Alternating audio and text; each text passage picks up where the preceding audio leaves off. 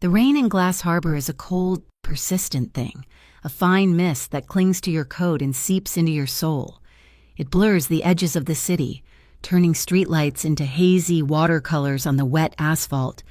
Inside the Mercy Mart, the light was just as unforgiving a flat, sterile white that bleached the color from the aisles and made the stacked cans of beans look like soldiers in a sad, gray army. I held the red plastic basket close, the handle digging a sharp line into my palm. Its contents felt pathetic, and a head of romaine lettuce, a carton of 2% milk, and a small box of cherry cough drops for my grandmother. A $12 defense against the damp chill that had settled deep in her bones and in the walls of our small apartment. The checkout line crawled. Each beep of the scanner was a small, sharp sound in the otherwise muted hum of the store. A tiny punctuation mark in the slow, dragging sentence of a Tuesday night. Finally, it was my turn. The cashier, a boy with acne and tired eyes who couldn't have been much older than 18, offered a weary smile. I tried to return it, but my lips felt stiff, uncooperative. I placed my items on the black conveyor belt. The lettuce, under the glare of the overhead fluorescent tubes, looked pale and exhausted. "That'll be $12.43 he said. My stomach, already tight with a familiar, low-grade anxiety, clenched. I slid my debit card into the slot of the reader. My breath held tight in my chest, a silent prayer to a God I wasn't sure I believed in anymore. The machine paused, thinking, and then spat out a flat, brutal beep. Declined. Heat flooded my face. "Oh, that's strange," I lied, my voice a thready whisper. "Could you try it again?" He nodded, his own discomfort making him look away. He swiped it this time. The result was the same. Declined, a second beep, louder and more final than the first. In my jacket pocket, my phone vibrated with a sharp, angry buzz. I didn't need to look. It was the automated text from Crescent Meridian Bank, the digital executioner, informing me that my attempt to spend $12 had triggered a $35 overdraft fee. I was now actively paying the bank to remind me how broke I was. The shame was a physical sensation, a hot, prickling blanket thrown over me. The cashier began to move my groceries to the small, sad purgatory at the end of his counter, beside us. One of the part-time security guards, a paunchy man whose uniform seemed a size too small, shifted his weight from one foot to the other. He wasn't looking at the cashier. He was looking at me. His gaze was flat, bored, and laced with a casual suspicion that made my skin crawl. He was watching me as if I might suddenly bolt, clutching the carton of milk like a trophy. "Please," I said, my voice cracking, "just one more time." As the cashier reluctantly reached for my card, a scent cut through the stale, refrigerated air. It was clean and sharp, complex in a way that didn't belong among the aisles of bleach and processed cheese, bergamot, bright and citrusy, layered over something deeper, warmer. Cedarwood. It was the smell of money, of a world far removed from the Mercy Mart on a rainy Tuesday. The scent came from directly behind me. A presence had materialized there, silent and solid. I kept my eyes glued to the hateful card reader, too mortified to turn. A hand extended past my shoulder. It was a man's hand, the fingers long and elegant, the cuff of a black trench coat just visible. Around his wrist, a fine-line tattoo snaked, dark ink on pale skin, intricate and subtle. The harsh store lighting caught the surface of a simple, heavy ring on his fourth finger, forged from some dark gray metal that absorbed the light. He placed a small, neatly wrapped parcel on the belt. Then came the voice. It was low, a quiet baritone that didn't need to be loud to command attention. It seemed to vibrate in the space right behind my head. "Add her basket to this," he said. It was not a request. It was a statement of fact. The cashier's eyes flickered from me to the man behind me, and a new kind of nervousness entered his expression. He nodded quickly. The man in the trench coat produced a card, a sleek, featureless piece of black metal, and tapped it against the reader. A cheerful, immediate chime filled the air. Accepted. The sound broke my paralysis. Every nerve ending screamed in protest. Pride, stubborn and fierce, rose up like bile. "No," I choked out, turning my head slightly. "Thank you. But no, I can handle it." My protest was a whisper in a hurricane. The cashier, desperate to end the excruciating moment, was already shoving my groceries into a thin paper bag. He worked with a frantic, focused energy, refusing to meet my eyes. My $12.43 of failure were now a stranger's charity. The man didn't acknowledge my refusal. He simply tilted his head, a small, economical motion. In the greasy reflection of the plexiglass sneeze guard, I saw him for the first time. A sharp, angular jaw, dark hair cut close, and eyes the color of whiskey, a startling, luminous amber. They were calm, watchful, and held a depth that made my breath catch. Recognition hit me like a punch to the gut. Cassian Morello. The name was a ghost story told by fishermen, a cautionary tale whispered in the city's bars. The Morello Syndicate ran the docks, the unions, the quiet, unseen machinery of Glass Harbor, and he was its face. As if my night needed another layer of hell. A loud, sneering voice erupted from near the entrance. "Having trouble paying your bills? Vale." I flinched. Lounging by the ATMs were three young men, all leather jackets and cheap bravado, the Cobalt Division. They were the city's bottom feeders, a crew of enforcers and collectors who worked the margins, preying on people like me, the one who had spoken, a wiry kid named Finn with a perpetual smirk. Took a step forward. "Maybe if you were square on your East Sector fee, you'd have enough for groceries," he taunted, his friends snickering behind him. The fee was their word for extortion, a monthly tax on existing in their designated territory, a tax I was 2 months behind on. My hands clenched into fists, my knuckles white. The humiliation was now a public spectacle. Before I could find a response, before I could wither completely under their gaze, Cassian Morello moved. He didn't turn his body, he only turned his head. His amber eyes, unblinking, slid from me to the three punks by the door. His expression didn't change. There was no anger, no overt threat. It was something far more terrifying, a complete and utter lack of interest. The look a man might give an insect before crushing it. It was a glance as sharp and cold as a shard of glass. The change in the air was instantaneous. Finn's smirk dissolved.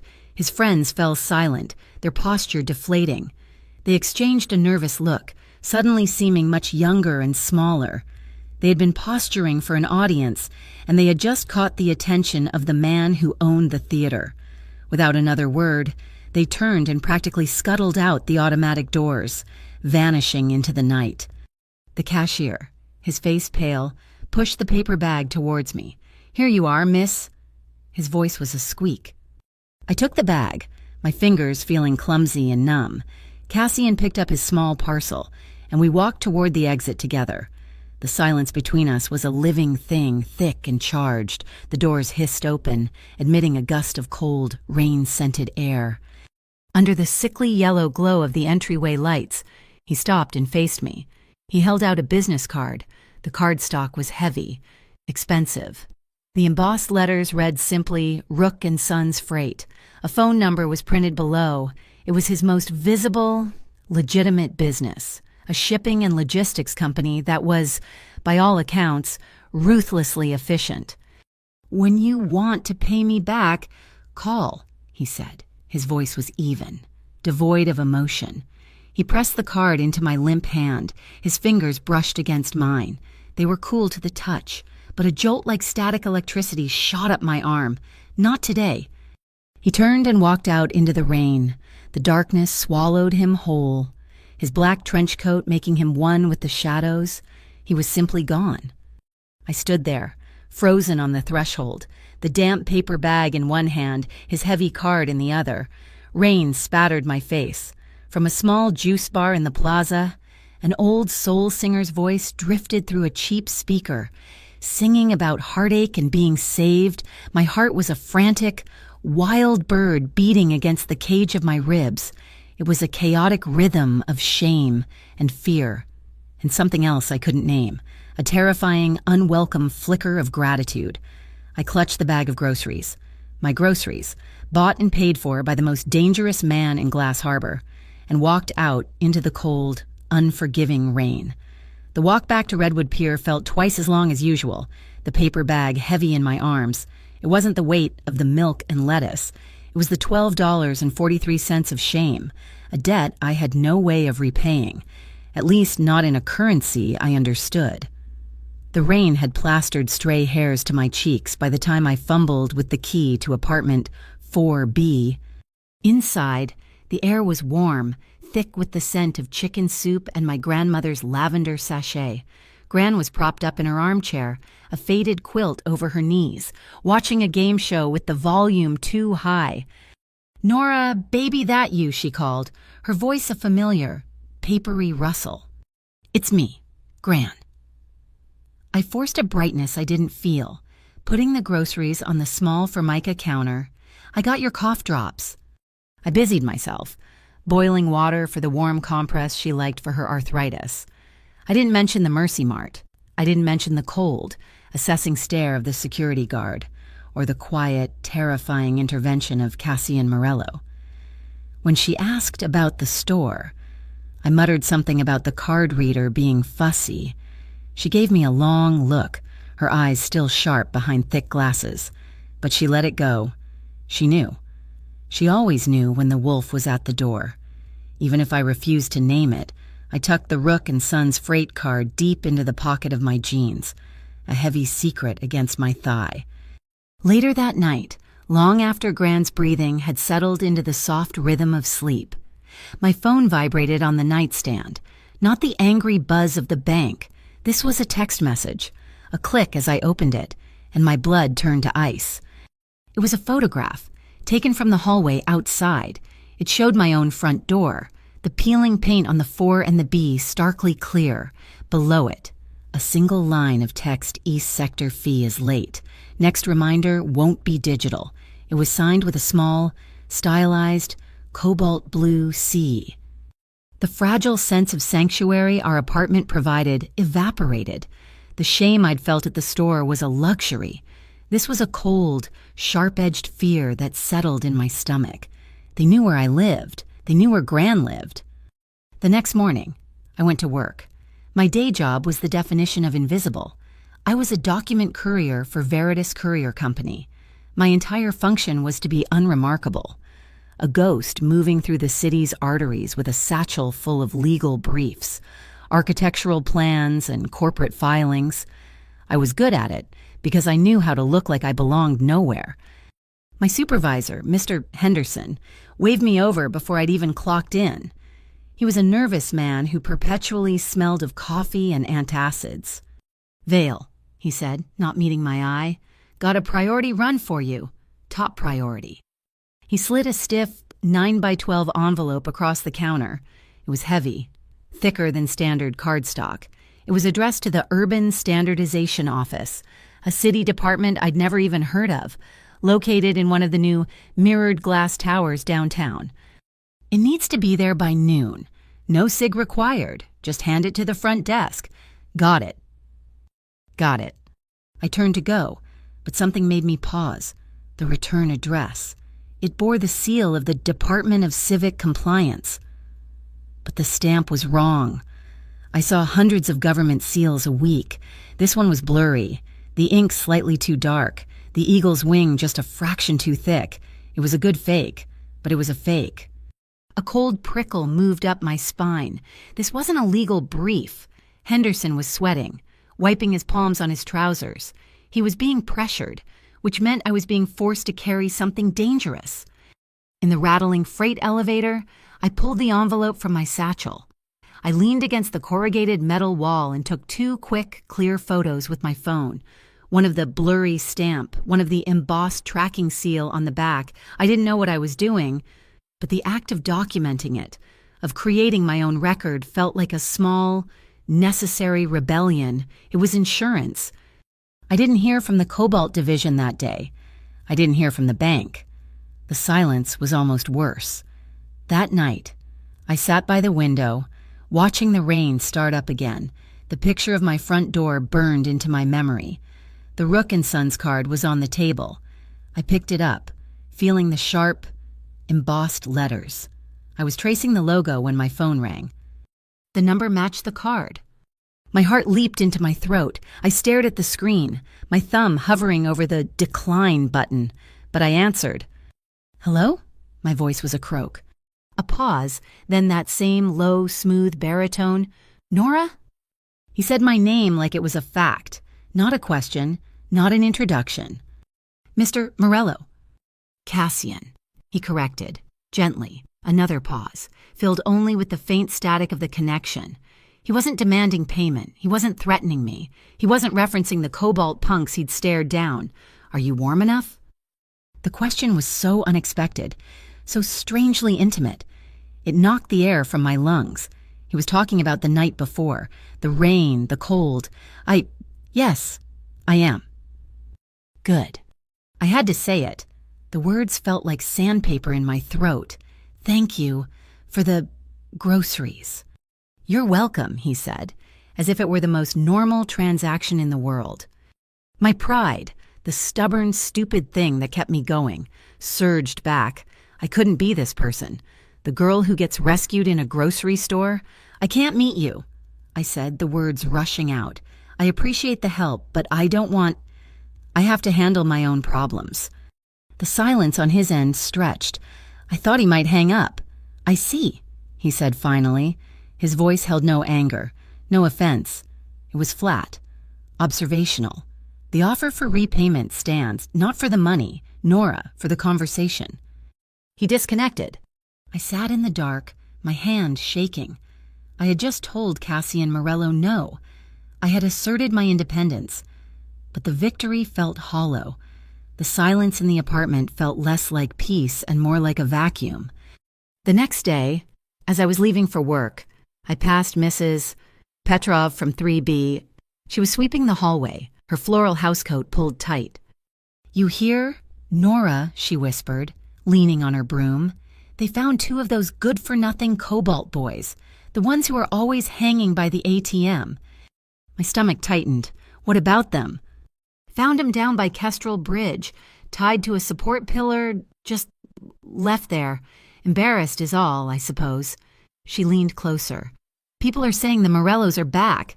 Cleaning house. Getting rid of these little gangs. About time, too. Those boys are poison." I mumbled something noncommittal and hurried down the stairs, my steps echoing. Cleaning house.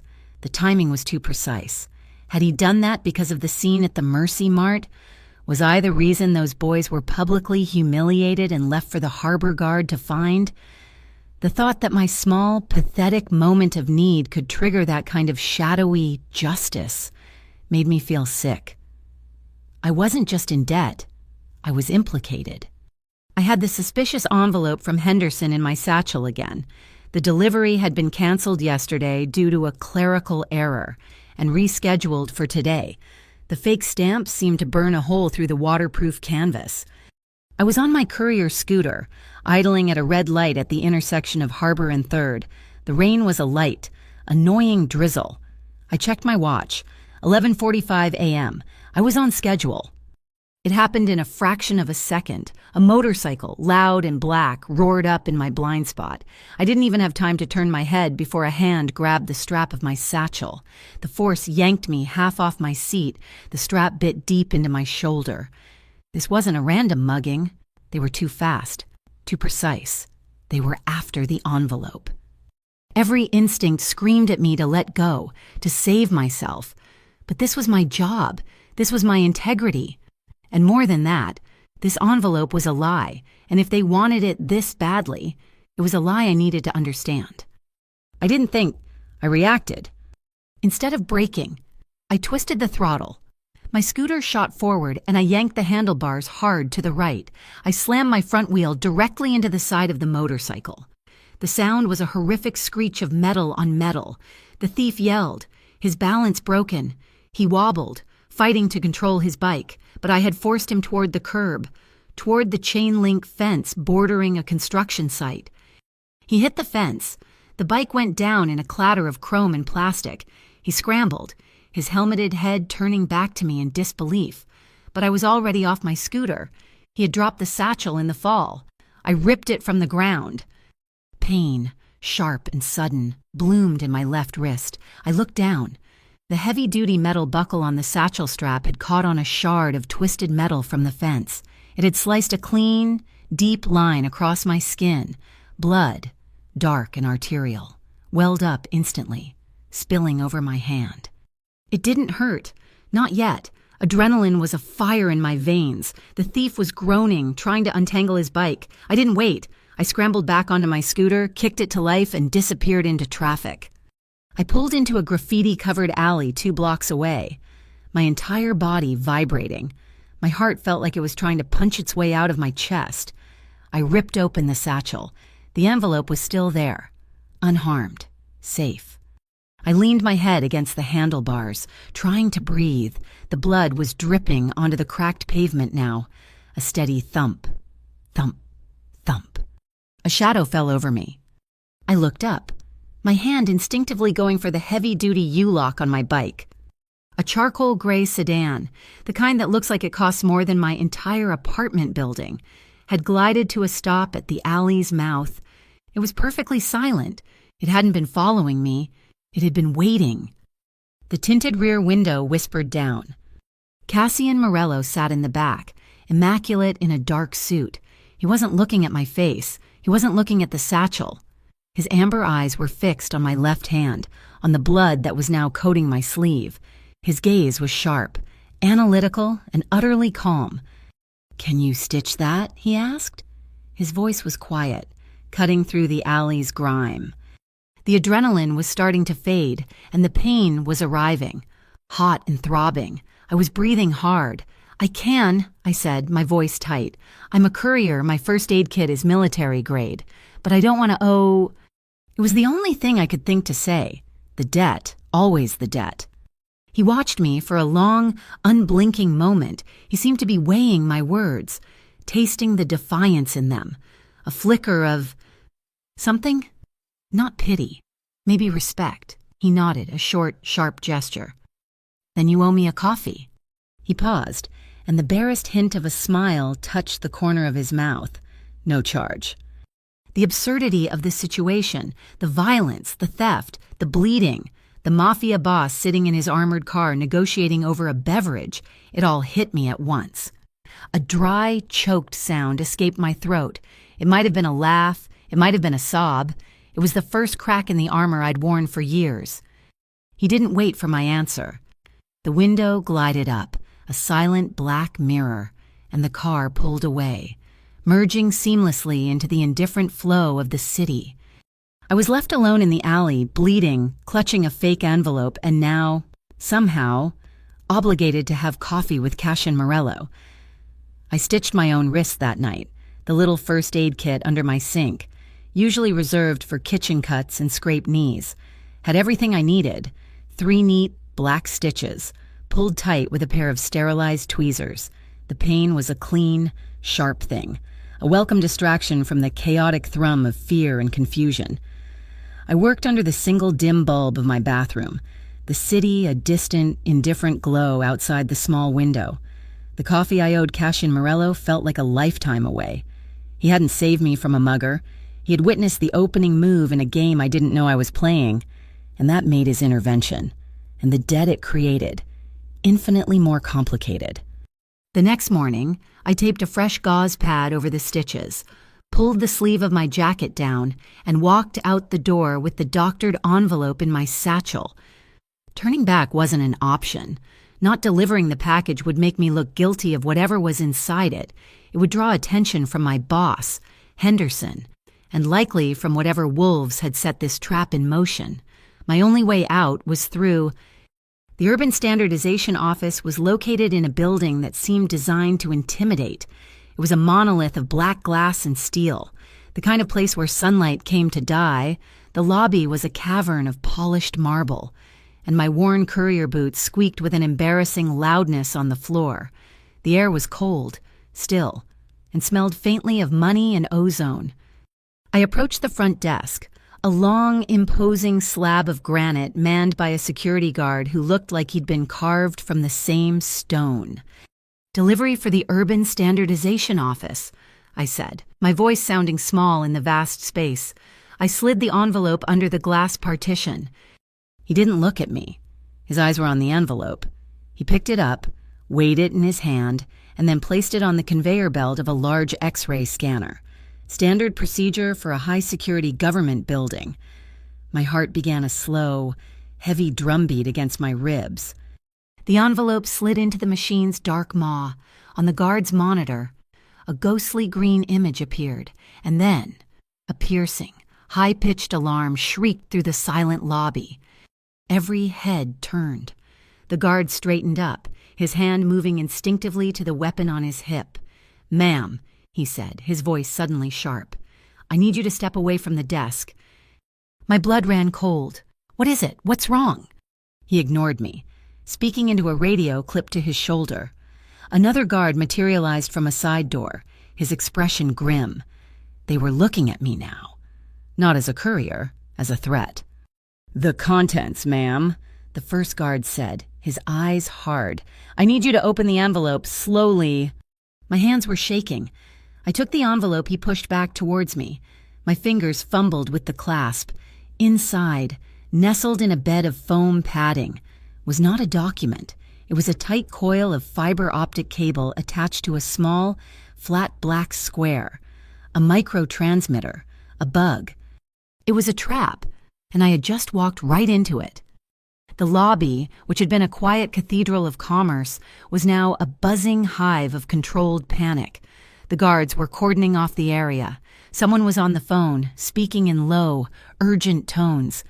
I was the center of it all, a pariah. The woman who had tried to smuggle an electronic listening device into a secure city office. They escorted me, firmly but without roughness, back toward the main entrance. "We'll need your full details. Your employer has been notified," the lead guard said, his voice a flat, official monotone. "Wait here." He meant the front steps, outside the revolving doors. I was cast out, left to stand in the cold morning air while my life was being dismantled inside. The adrenaline that had carried me through the morning evaporated, leaving a hollow, sickening dread in its place. And they were waiting for me. 2 of them. Not the kids from the grocery store. These were older, harder men. They leaned against one of the large concrete planters, their jackets doing little to hide their bulky frames. They were Cobalt Division, no doubt about it. They saw me, and they started walking, their expressions casual, predatory. "Looks like you had a bad morning, Vale." One of them said he had a scar that cut through his left eyebrow. "We're here for an unscheduled fee collection, for the trouble you've been causing."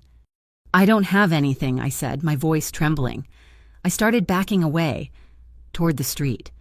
"Oh, we're not after your money today," the other one said with a grin that didn't reach his eyes.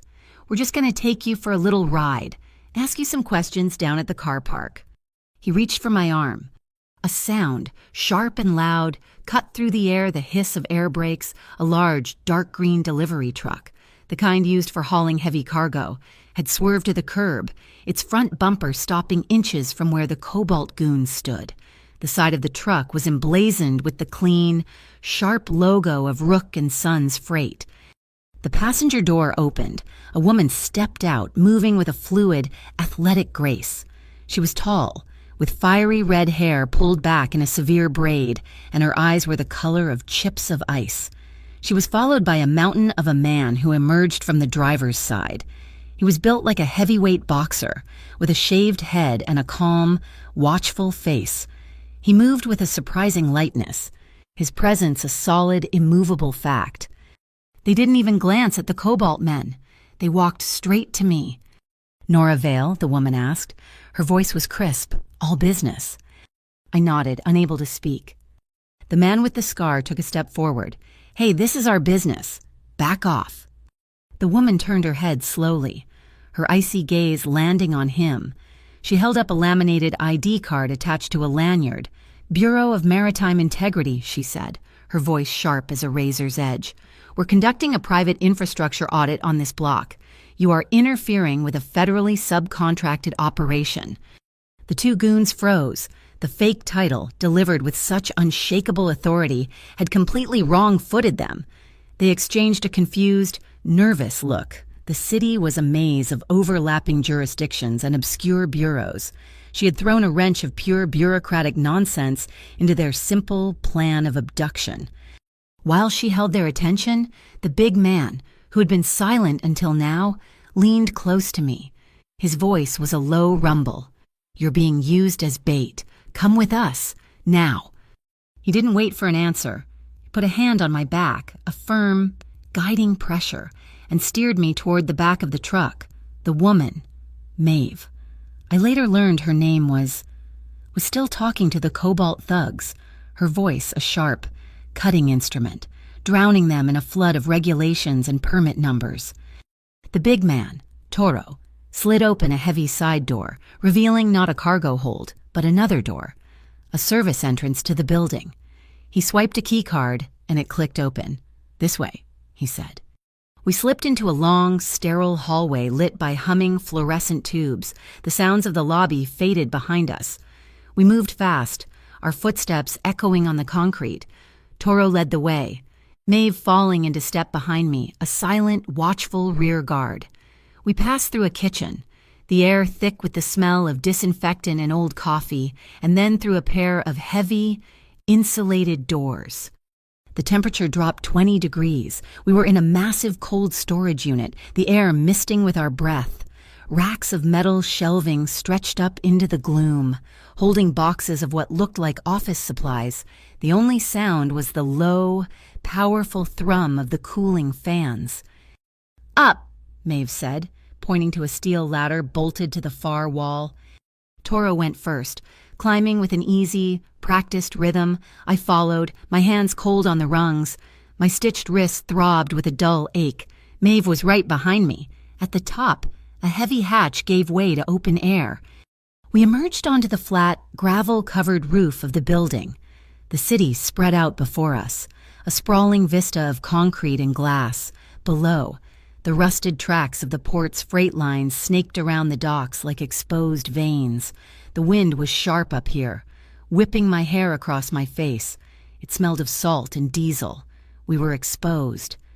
A high-pitched whiz sliced the air past my ear, followed a split second later by the sharp crack of a rifle shot. I screamed, dropping into a crouch. The bullet had ricocheted off a metal ventilation duct a few feet away with a loud ping. "Sniper!" Maeve yelled, drawing a handgun from under her jacket. "East roof!" Toro pulled me down, shoving me behind a large, humming air conditioning unit. My heart was hammering against my ribs, a frantic, trapped thing. They had set a trap inside a trap. The bug was meant to fail, to flush me out into the open. Another shot rang out, closer this time, chipping a piece of concrete from the ledge near us. Suddenly, a dark shape dropped from the sky. It was Cassian. He had come from the roof of the adjacent building, a slightly taller skyscraper. He landed silently on the gravel a few feet away, rolling to absorb the impact. He was dressed in black, moving with a predator's economy of motion. He was at my side in an instant, his hand grabbing my arm, pulling me tighter against the humming metal of the AC unit. His body shielded mine. "What do they want from you?" he demanded, his voice low and urgent, his amber eyes scanning the opposite rooftop. "I don't know," I gasped, the words tumbling out. "I'm just a courier." His eyes met mine. They were intense, blazing with a cold fire. Not anymore. The finality in his voice was absolute. My old life, the one where I was just an invisible girl on a scooter, was over. He had just declared it dead. A third shot ricocheted off the metal housing above our heads. Cassian didn't flinch. He reached into his jacket and pulled out a small, wireless earpiece. He pushed it into my hand. "Put this in," he commanded. "Listen to my voice. When I tell you to run, you run. Don't look back. Don't stop." He pointed toward a narrow iron maintenance bridge that connected this roof to the next. It was a skeleton of rusted metal, suspended 10 stories above the street. That's our way out. He took a deep breath, his chest pressing against my back. "Breathe with me," he murmured, his voice now calm, steady. "Right beside my ear. In through the nose. Hold it. Out through the mouth. A sniper wants you to panic. Don't give him what he wants." I did as he said, my ragged breath starting to even out, my focus narrowing to the sound of his voice and the cold, solid reality of the iron bridge. Maeve and Toro were providing covering fire, their shots echoing across the rooftops. "Now," Cassian said. He pushed me forward and we ran. The wind screamed past my ears, the bridge swayed under our feet, the street a dizzying, terrifying drop below. I didn't look down. I just focused on the back of his black jacket, on his voice in my ear, a calm, steady anchor in the chaos. We made it across just as the heavy door to the roof we'd just left burst open. We didn't stop. We plunged into the stairwell of the new building, our footsteps a frantic, pounding rhythm on the metal stairs. Down on the street, the Rook & Sons truck was waiting, its engine rumbling. Toro wrenched the back doors open, and we scrambled inside. The doors slammed shut, plunging us into darkness. The truck lurched forward, tires squealing as it pulled away from the curb and disappeared into the anonymous flow of Glass Harbor's midday traffic. I collapsed onto the cold metal floor of the cargo bay, my back pressed against the wall. I could feel the truck's vibration through my whole body. I closed my eyes, pressing my cheek against the cool, corrugated metal, and just tried to breathe. My heart hadn't found its proper place yet. It was still somewhere up on that roof, 10 stories high, caught between a bullet and a promise. The inside of the cargo truck was pitch black and smelled of hydraulic fluid and cold steel. I sat on the floor, my back vibrating against the wall as the truck navigated the streets of Glass Harbor. The chaos of the last hour, the alarm, the bug, the cobalt goons, the sniper played out behind my closed eyelids in a sickening, silent loop. My stitched wrist throbbed. The truck slowed, turning sharply, and the sensation of driving on asphalt was replaced by the smooth, polished concrete of an indoor space. We were in a garage. The engine cut, and the sudden, profound silence was almost as loud as the ringing in my ears. The rear door rolled up with a heavy, metallic rattle. Light flooded in. We were in a vast underground loading bay, clean as an operating room, and lined with dozens of Rook & Sons freight trucks, all parked in perfect formation. Toro hopped down and offered me a hand. I ignored it, sliding off the edge and landing on unsteady feet. Maeve Quill was already talking to a man in a clipboard, her voice sharp. All business, as if they were discussing a delayed shipment of textiles and not an active firefight. "This way," Toro said, his voice a low rumble. He and Maeve led me through a heavy steel door, up a short flight of stairs, and into the building itself. This wasn't a mob den from a movie. It was a high-functioning corporate headquarters. People, men and women in sharp, practical office attire, moved through the hallways with quiet purpose. The air smelled of industrial-strength coffee and faint, expensive cleaning supplies. We entered a corner office on the top floor. It was minimalist, modern, with a single wall of glass overlooking the entire brawling, rain-swept expanse of the Glass Harbor docks. Cassian Morello was standing at the window, his back to us. He'd already changed. The black tactical gear he'd worn on the roof was gone, replaced by the same immaculate, dark suit he'd worn in the car. He looked like a CEO, not a man who had just leaped between buildings. He turned as we entered. His amber eyes swept over me, a quick, assessing glance. "Toro, get her a new jacket. Maeve, send a sanitation crew to the Kestrel Bridge, the real one, not ours. Make an anonymous tip about structural instability. I want that bridge shut down for repairs by sundown." They both nodded. "And the package?" Maeve asked. The device was military grade, low frequency, Cassian said, his voice clipped. The signal was meant to be caught. The entire event at the standardization office was a performance. "A performance for who?" I asked, my voice raspy. "For them," he said, gesturing to the window. "To flush you out. You can't go back to Veritas. Nora, your boss, Henderson, was compromised. He was instructed to give you that package if you hadn't been intercepted by security. The Cobalt crew on the steps would have grabbed you. Either way, you were meant to disappear today. You were a pawn being sacrificed. The words hit me. My small, invisible life, my scooter, my route. It was all a lie. I had been disposable. So what now? I whispered, looking down at my torn, bloody sleeve. Now, you're not a courier, he said, echoing his words from the roof. He moved to the large oak desk that dominated the room. I have a position available. Records management. Rook & Sons is in the process of digitizing 20 years of shipping manifests. It's quiet, it's solitary, and it's here. I stared at him. The grocery store, the coffee, the rescue. It all clicked into place. This wasn't charity, this was recruitment. A job, I said flatly. A job, he confirmed. My pride, that stubborn, foolish thing, was all I had left. I have conditions. He didn't look surprised. He just inclined his head, waiting. I want a contract, a real one, a W-2, not a 1099. I want a set salary, paid on the 1st and 15th, and I need to know. I met his gaze, my chin rising, that I won't be touching anything. Shady, no fake stamps, no packages that scream. I expected him to laugh. I expected him to negotiate. I expected him to remind me that he'd just saved my life. Instead, he opened a drawer, pulled out a standard employment folder, and slid it across the polished desk. Maeve is my COO. She runs a legitimate payroll. Your salary is listed on page 2. It's double what Veritas paid you. He picked up a heavy, black fountain pen. Your conditions are the standard here. We deal in logistics. Nora, the only thing we move is cargo. He signed his name at the bottom of the contract, Cassian Morello.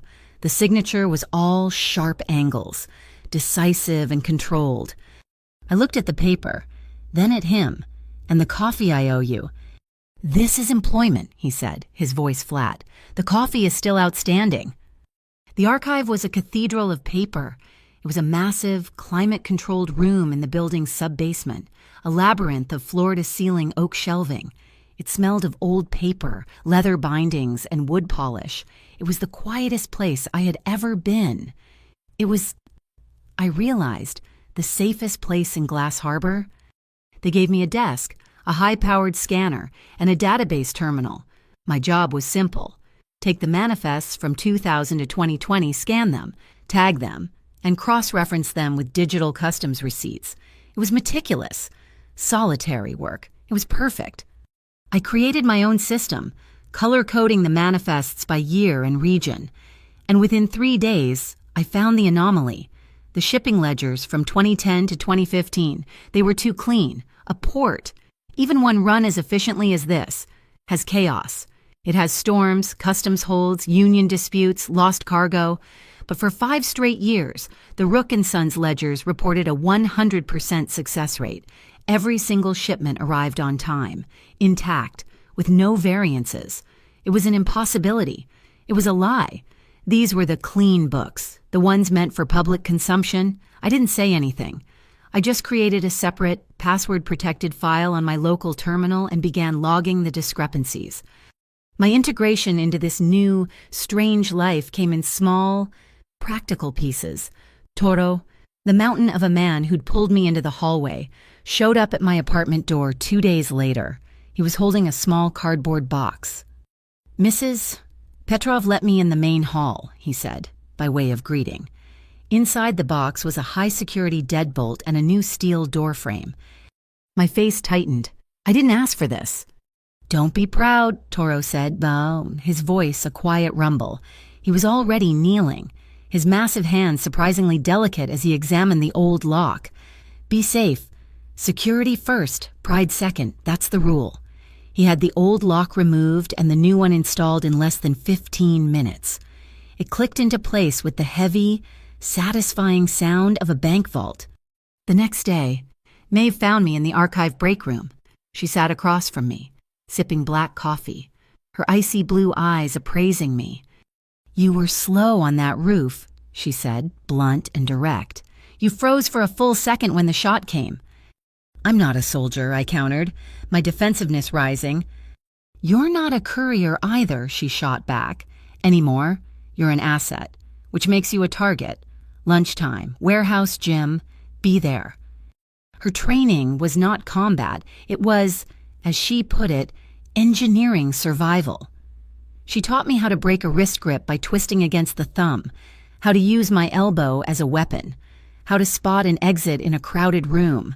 "The goal isn't to win a fight," she said, demonstrating a joint lock that made my eyes water. "The goal is to create 3 seconds.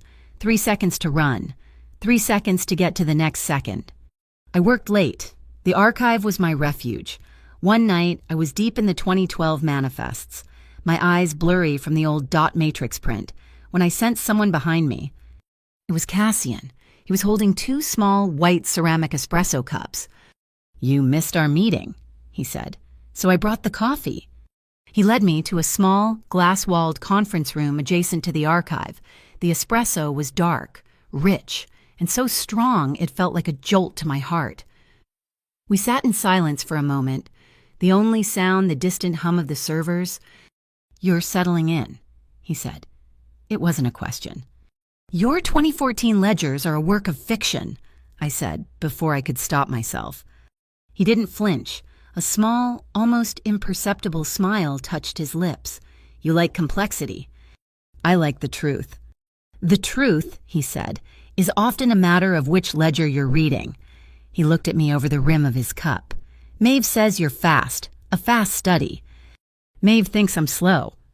"Maeve thinks everyone is slow, that's why she's my CEU." My phone buzzed on the table. A text from Gran. I opened it. It was a picture of her new Afghan, a riot of purple and green yarn. The text below it read, "Mrs." "Petrov said a nice man from your new job fixed the door. Was it that polite young man who helped at the market? The one with the nice coat?" A hot, uncontrollable blush crept up my neck. Cassian saw it. He raised an eyebrow. A flicker of amusement in his amber eyes, but he had the grace not to ask. I slid the phone, screen down, back onto the table.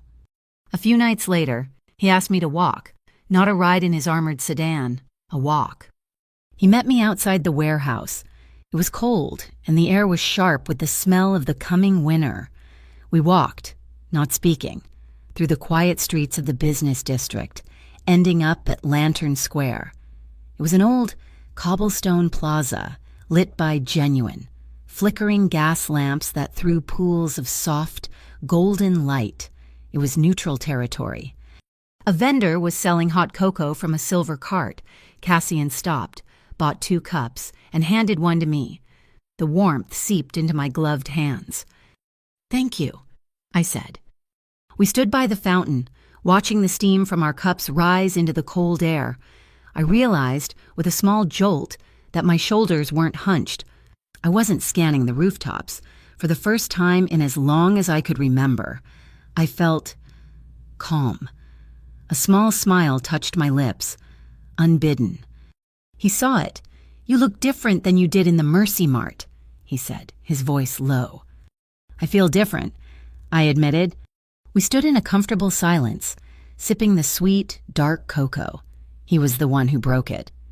"This used to be my neighborhood," he said, gesturing with his cup to the dark buildings surrounding the square. "Easton Heights. My mother had a shop. Right there." He pointed to a narrow brick building that was now a boarded-up pawn shop. She made candles, beeswax, lavender, a little bit of cedar. She said it was the only way to make the harbor smell like home. I looked at him, really looked at him. In the soft, flickering gaslight, the hard angles of his face seemed to soften. His eyes, usually so sharp and analytical, were distant, warmed by the memory. He wasn't the Morello Syndicate boss right then. He was just a man remembering his mother. The unexpected vulnerability he'd shown me loosened something in my own chest. "I'm scared," I confessed. The words were small, barely a whisper. He turned to face me fully, his expression sharpened, the brief softness gone, of cobalt. "They won't touch you again. That's a promise." "No," I said, shaking my head. I stared down at the dark liquid in my cup. I'm scared of this. Of you. I have spent every day of my adult life making sure I don't need anyone. That night in the grocery store, I was ashamed because I couldn't afford $12 of milk. Now I have a job I didn't technically earn, and a bodyguard I never asked for, and a lock on my door I didn't pay for. I am terrified of becoming dependent. I had laid my deepest fear bare. I had given him the one weapon that could undo me. He stepped closer. The cold air between us vanished, replaced by the warmth radiating from his wool coat. He didn't touch me, but I could feel the energy humming from him. He waited until I finally, reluctantly, lifted my head to meet his gaze. His amber eyes were intense, hypnotic. "Dependency, Nora," he said that, his voice low and firm, "is when I ask you to bow. I am only asking you to look up." My breath caught in my throat. He was seeing me. Not the girl in the grocery line, not the courier on the roof. He was seeing the part of me that was still fighting. I saw the shift in his eyes, the way his gaze dropped, just for a fraction of a second, to my mouth. He was going to kiss me. I knew it. And in that moment, I wanted him to, but he didn't. He held my gaze for 1 second longer, a silent, binding contract. Then he took a small, deliberate step back. He was giving me the control I had just admitted I was terrified of losing. It was a gesture more intimate than any kiss. "Your cocoa is getting cold," he said, his voice a little rougher than before. He turned, and we walked back toward the warehouse. The cobblestones silent beneath our feet. Nothing had happened, and in that empty space, everything had changed. My new life in the archive was a quiet one, governed by the smell of old paper and the rhythmic hum of the high-speed scanner. The silence of the sub-basement was a balm, a thick, insulating layer between me and the world that had tried to tear me apart on that rooftop.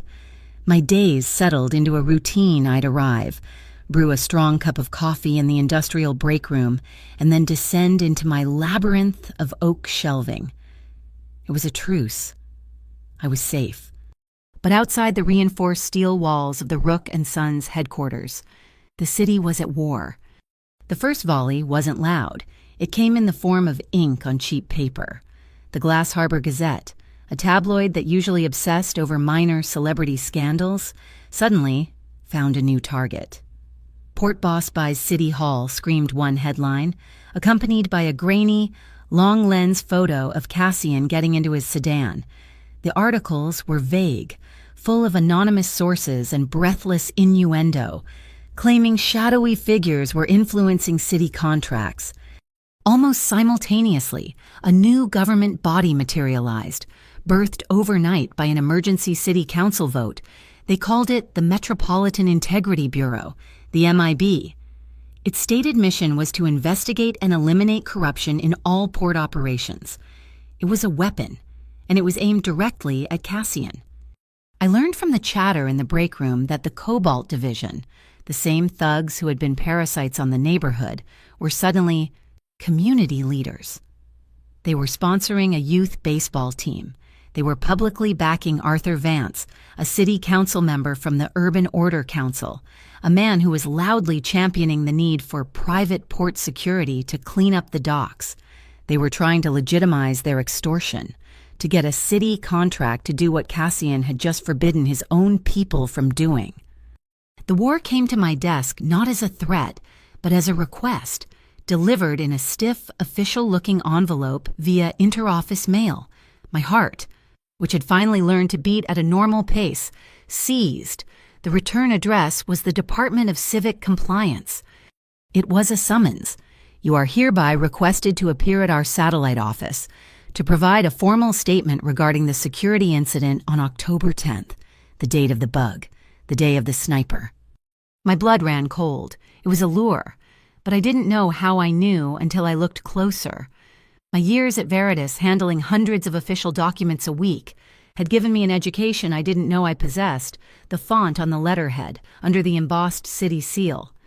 It was a clean, modern sans serif, Arial, probably. Wrong. The official civic compliance letterhead, like most of the city's departments, used Times New Roman. It was mandated in their internal style guide. This was a forgery. A very, very good one.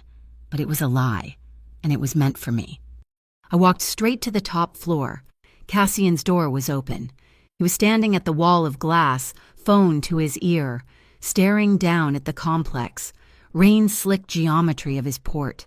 He saw my reflection in the glass and ended the call without a goodbye. "What is it?" I laid the letter on the polished surface of his desk. He read it once, his expression unreadable. Then he read it again, and his jaw tightened. "It's a fake," I said before he could speak. "They're trying to get me on their turf. The font is wrong." He looked up from the paper, and his amber eyes fixed on mine. A flicker of something not surprise, but respect. "You're right, it is." He reached for his desk phone. "It's a trap. They want you alone. On the record, without counsel. I'll have Elias meet you there. He's my lead attorney. He'll bury them in motions before they can ask your name." "No." The word hung in the quiet, expensive air between us. His hand hovered over the phone. "No," he repeated, his voice dangerously soft. "You told me to look up," I said, my voice shaking but firm. "You send me with your lawyer, and I'm a victim. I'm the scared employee. I'm the person you're protecting. It makes me a weakness. It's what they're expecting. Don't turn me into a piece of fragile glass, Cassian. They sent the invitation to me. Let me be the one to answer it." He stared at me, a long, intense silence that seemed to pull all the oxygen from the room. I could see the internal battle, the war between his instinct to protect and the promise he'd made in Lantern Square. "You don't go alone," and he said, "It wasn't a negotiation." "I'll take Maeve," I countered immediately. "She's the COO. She can be there as my employer's representative. It's a corporate inquiry, not a criminal one. It makes sense." He nodded, a single, sharp dip of his chin. "One condition, you wear a wire, not for them, for us. Toro will be in a van across the street listening to every word. If you're in trouble, you use the safe word, Redwood. Maeve triggers the fire alarm, and you are both out of that building in 30 seconds. "Fine," I agreed. It wasn't a rescue, it was tactical support. The satellite office was a rented conference room in a sterile, half-empty building downtown. It smelled of new carpet and weak coffee. 2 men were waiting for us. One was a sharp, over-eager agent from the new MIB, who introduced himself as Thorne. The other, to my shock, was Councilman Arthur Vance. This was not a procedural follow-up. This was an interrogation. Maeve sat beside me, all ice and efficiency, her laptop open. She radiated an aura of expensive, bored legal authority. They started predictably. Thorne handled the questions. "Miss Vale, we're just trying to clear up the confusion. From your last day at Veritas, you delivered an unsecured electronic device." "I delivered an envelope, Agent Thorne. What your security scanners identified inside it is a matter for your department, not me. You were attacked just prior to that delivery. Were you not an attempt to steal the package?" "I was the victim of an attempted robbery. Yes, I defended myself and my client's property." It was a delicate, verbal dance. I gave them nothing but facts. I was a courier. I delivered my route. I was assaulted. I defended. Then Councilman Vance, who'd been watching me with a politician's plastic smile, leaned forward. "We understand you've landed on your feet, Miss Vale," he said, his voice dripping with false sincerity. "Rook and Sons, that's quite a promotion from a scooter. Mr. Morello must be very grateful for your loyalty and your silence." The air crackled. Maeve's fingers, which had been flying across her keyboard, stopped. The implication was disgusting, and it was meant to be. He was painting me as a mistress, a moll, someone who had been paid off. The old Nora would have turned bright red, would have stammered, undone by the shame of it. I leaned forward, my hands flat on the table. "Councilman Vance," I said, my voice clear and cold. "I'm not here to discuss my employment, which is fully documented and in compliance with all state and federal labor laws. I'm here because I received this." I slid the forged summons across the table. I'm here to find out why a representative of the Metropolitan Integrity Bureau is using forged documents from the Department of Civic Compliance to conduct an off-the-books interview. Thorne's face went white. Vance's smile evaporated. This document, I continued, tapping the paper, uses an Arial 12-point font for the department letterhead, the official city-style guide, subsection 4. A, mandates Times New Roman 11-point for all interdepartmental communications. Furthermore, the city seal is a high-resolution photocopy, not a digitally rendered stamp, which is a clear violation of the Public Records Act of 2018. I looked from one to the other, letting the silence stretch. So, either you are conducting an illegal inquiry using fraudulent documents or, more troubling, someone is impersonating a city council member and an MIB agent. Which is it? Maeve started typing again. The sound of the keys in the silent room was as loud as gunshots. Thorne and Vance were speechless. I had taken their power play, their thinly veiled slut-shaming, and buried them in their own bureaucratic mess. I believe, Maeve said, snapping her laptop shut with a sharp thud, that this meeting is over. Any further communication with our employee will be directed to our legal department. We stood up. We walked out. We didn't look back. The victory felt clean, sharp, and bright. It lasted until we reached the parking garage. Rook & Sons had assigned me a car for my commute, a simple, anonymous gray sedan. My scooter was too visible, too vulnerable.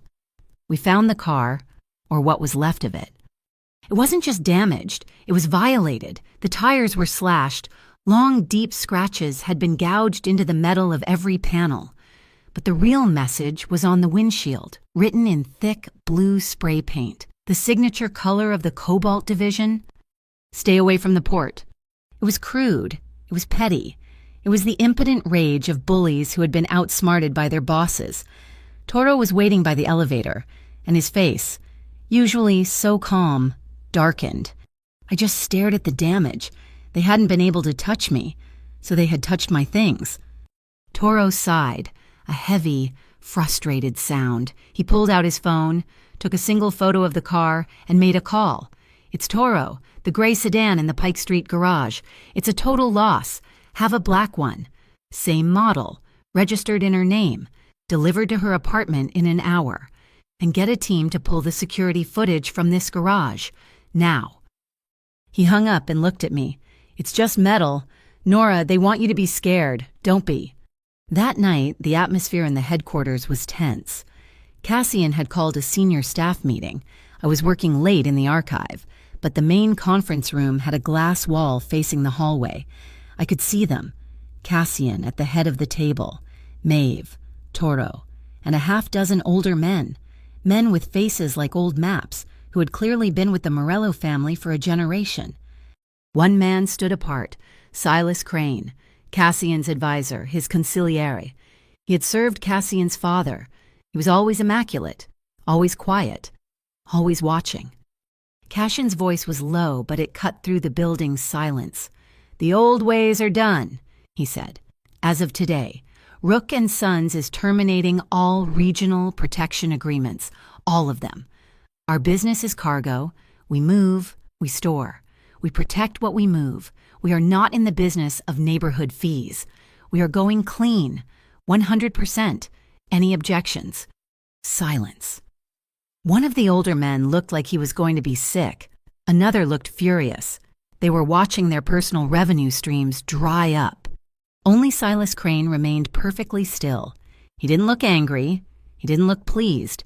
He just watched Cassian with a calm, appraising stillness that I found more terrifying than any open rage. He was silent, too silent. I went back to my desk, my head spinning. The world was shifting. I tried to bury myself in the ledgers, in the quiet, comforting smell of paper. I was processing a box of manifests from 2011, one of the too clean years. I reached the bottom of the heavy archival box. My fingers brushed against something that wasn't cardboard. Tucked into a perfectly cut slit in the bottom of the box was a small, bright blue external hard drive. My heart stopped.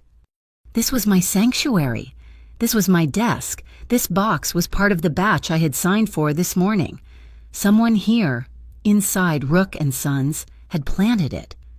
This was the real trap, the MIB, the forged letter, the vandalism that was all noise. This was the knife.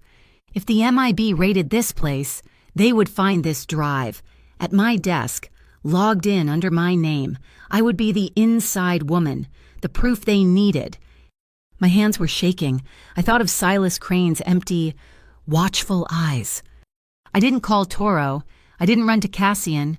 I slipped the drive into my pocket. I clocked out, my footsteps echoing in the quiet hallway. I walked home, my new, anonymous black car gleaming under the streetlights. I went to my closet, to a shoebox filled with old photos and letters. I pulled out an old cassette tape case, Summer Mix 98. I popped it open, pulled out the J card, and slipped the small, blue hard drive inside. It fit perfectly. I walked 3 blocks in the rain to Tidefall Station. I went to the old bank of public lockers, the metal ones that still took coins. I put the cassette case inside locker 17. I closed the door and turned the key. Only then, standing on the open-air platform with the cold, wet wind in my face, did I call Cassian. "They planted something," I said, my voice low, "in the archive, in my box, a blue hard drive." I heard him exhale on the other end of the line. He wasn't surprised. He wasn't angry. "Where is it?" "Tidefall Station, locker 17. There was a long pause. When he spoke, his voice was different. It was rough, a low rumble of something I couldn't identify. It was pride. "Good," he said. "You didn't run. You didn't panic." He paused. "You're thinking like a survivor, not like a victim." I closed my hand around the cold, metal key in my pocket. He was right. I wasn't a victim. I was the person holding the key. The key to locker 17 felt heavy in my pocket, a cold piece of metal that anchored me to the dangerous, hidden reality of my life. But tonight was an illusion of normalcy, and I was holding onto it with both hands, for Gran. The annual Harbor Lights Festival was the one night Glass Harbor shed its gritty, industrial skin and pretended to be magical. Hundreds of paper lanterns, painted by school children, were strung across the piers, and thousands more were set adrift on the dark water, a floating constellation of soft, warm light. The air smelled of salt, fried dough, and roasted chestnuts. A jazz band was playing on a floating barge, the music tinny and cheerful against the backdrop of the foghorns. Gran, bundled in her thickest wool coat, was gripping my arm, her face alight with a childlike wonder that made my heart ache. "Oh, Nora," she breathed, "look at that one. It looks like a dragon." She was safe. I had promised her she would be. I had even, reluctantly, allowed Toro to scout our apartment building and the festival grounds earlier in the day. I knew Cassian was here. I couldn't see him, but I could feel his presence. He was a shadow just outside the pool of light, a flicker of movement in my periphery. He had promised to keep his distance, to let me have this night with my grandmother. But he was watching. Maeve and Toro were here too, invisible ghosts in the cheerful, shuffling crowd. They were my new, unsettling reality, a perimeter of lethal protection I had never asked for. The illusion of peace shattered when we reached the main pier. There, under a massive professionally printed banner reading "The Cobalt Cares Community Initiative," was a stage. Councilman Arthur Vance was at the microphone, his politician smile gleaming under the spotlights, and standing beside him, handing out blue balloons to children, were the same Cobalt Division thugs who had tried to drag me out of a lobby. They were wearing bright yellow vests that said, "Harbor Safety." "It's about taking our city back," Vance boomed, his voice echoing over the water. "It's about ensuring our families are safe, that our public spaces are free from the kind of element that preys on the weak." I felt sick. This was the source of the Gazette articles, the power behind the MIB. They were painting themselves as the saviors while actively trying to burn my life to the ground. This entire festival, this night of community and light, was a stage for their hypocrisy. "What lovely young men," Gran murmured, gesturing to a Cobalt member helping a child tie a balloon to their wrist. "It's so nice to see them giving back." I just squeezed her arm. "Let's go see the lanterns on the water." "Gran!" I was steering her toward the railing, away from the stage, when the screaming started. It wasn't a scream of terror. It was the excited shrieking of children. A group of boys, maybe 7 or 8 years old, were running along the edge of the pier, chasing a kite. It wasn't a paper kite. It was a large, metallic mylar one, a silver dragon, glinting in the lantern light. The wind caught it, pulling it high, and the string snagged. It tangled in the thick, ancient wiring that was strung between the pier's main utility poles, the same wires powering the entire festival. "It's stuck," one of the boys yelled. He yanked the string. A sharp sound, like a giant insect being electrocuted, ripped through the air. A shower of brilliant blue-white sparks erupted from the transformer, raining down on the dry wooden planks of the pier. The string of paper lanterns nearest to it burst into flames. People gasped. Stumbling back, the music stopped. The kid was still holding the string. I didn't freeze. Maeve's training create 3 seconds flashed in my mind. "Let go of the string," I yelled, but the boy was too transfixed by the sparks. I saw the main breaker box, a large, rusted metal cabinet near the funnel cake stand. I moved. I shoved past a man holding a giant stuffed bear, vaulted over a coiled rope, and reached the box. I grabbed the handle.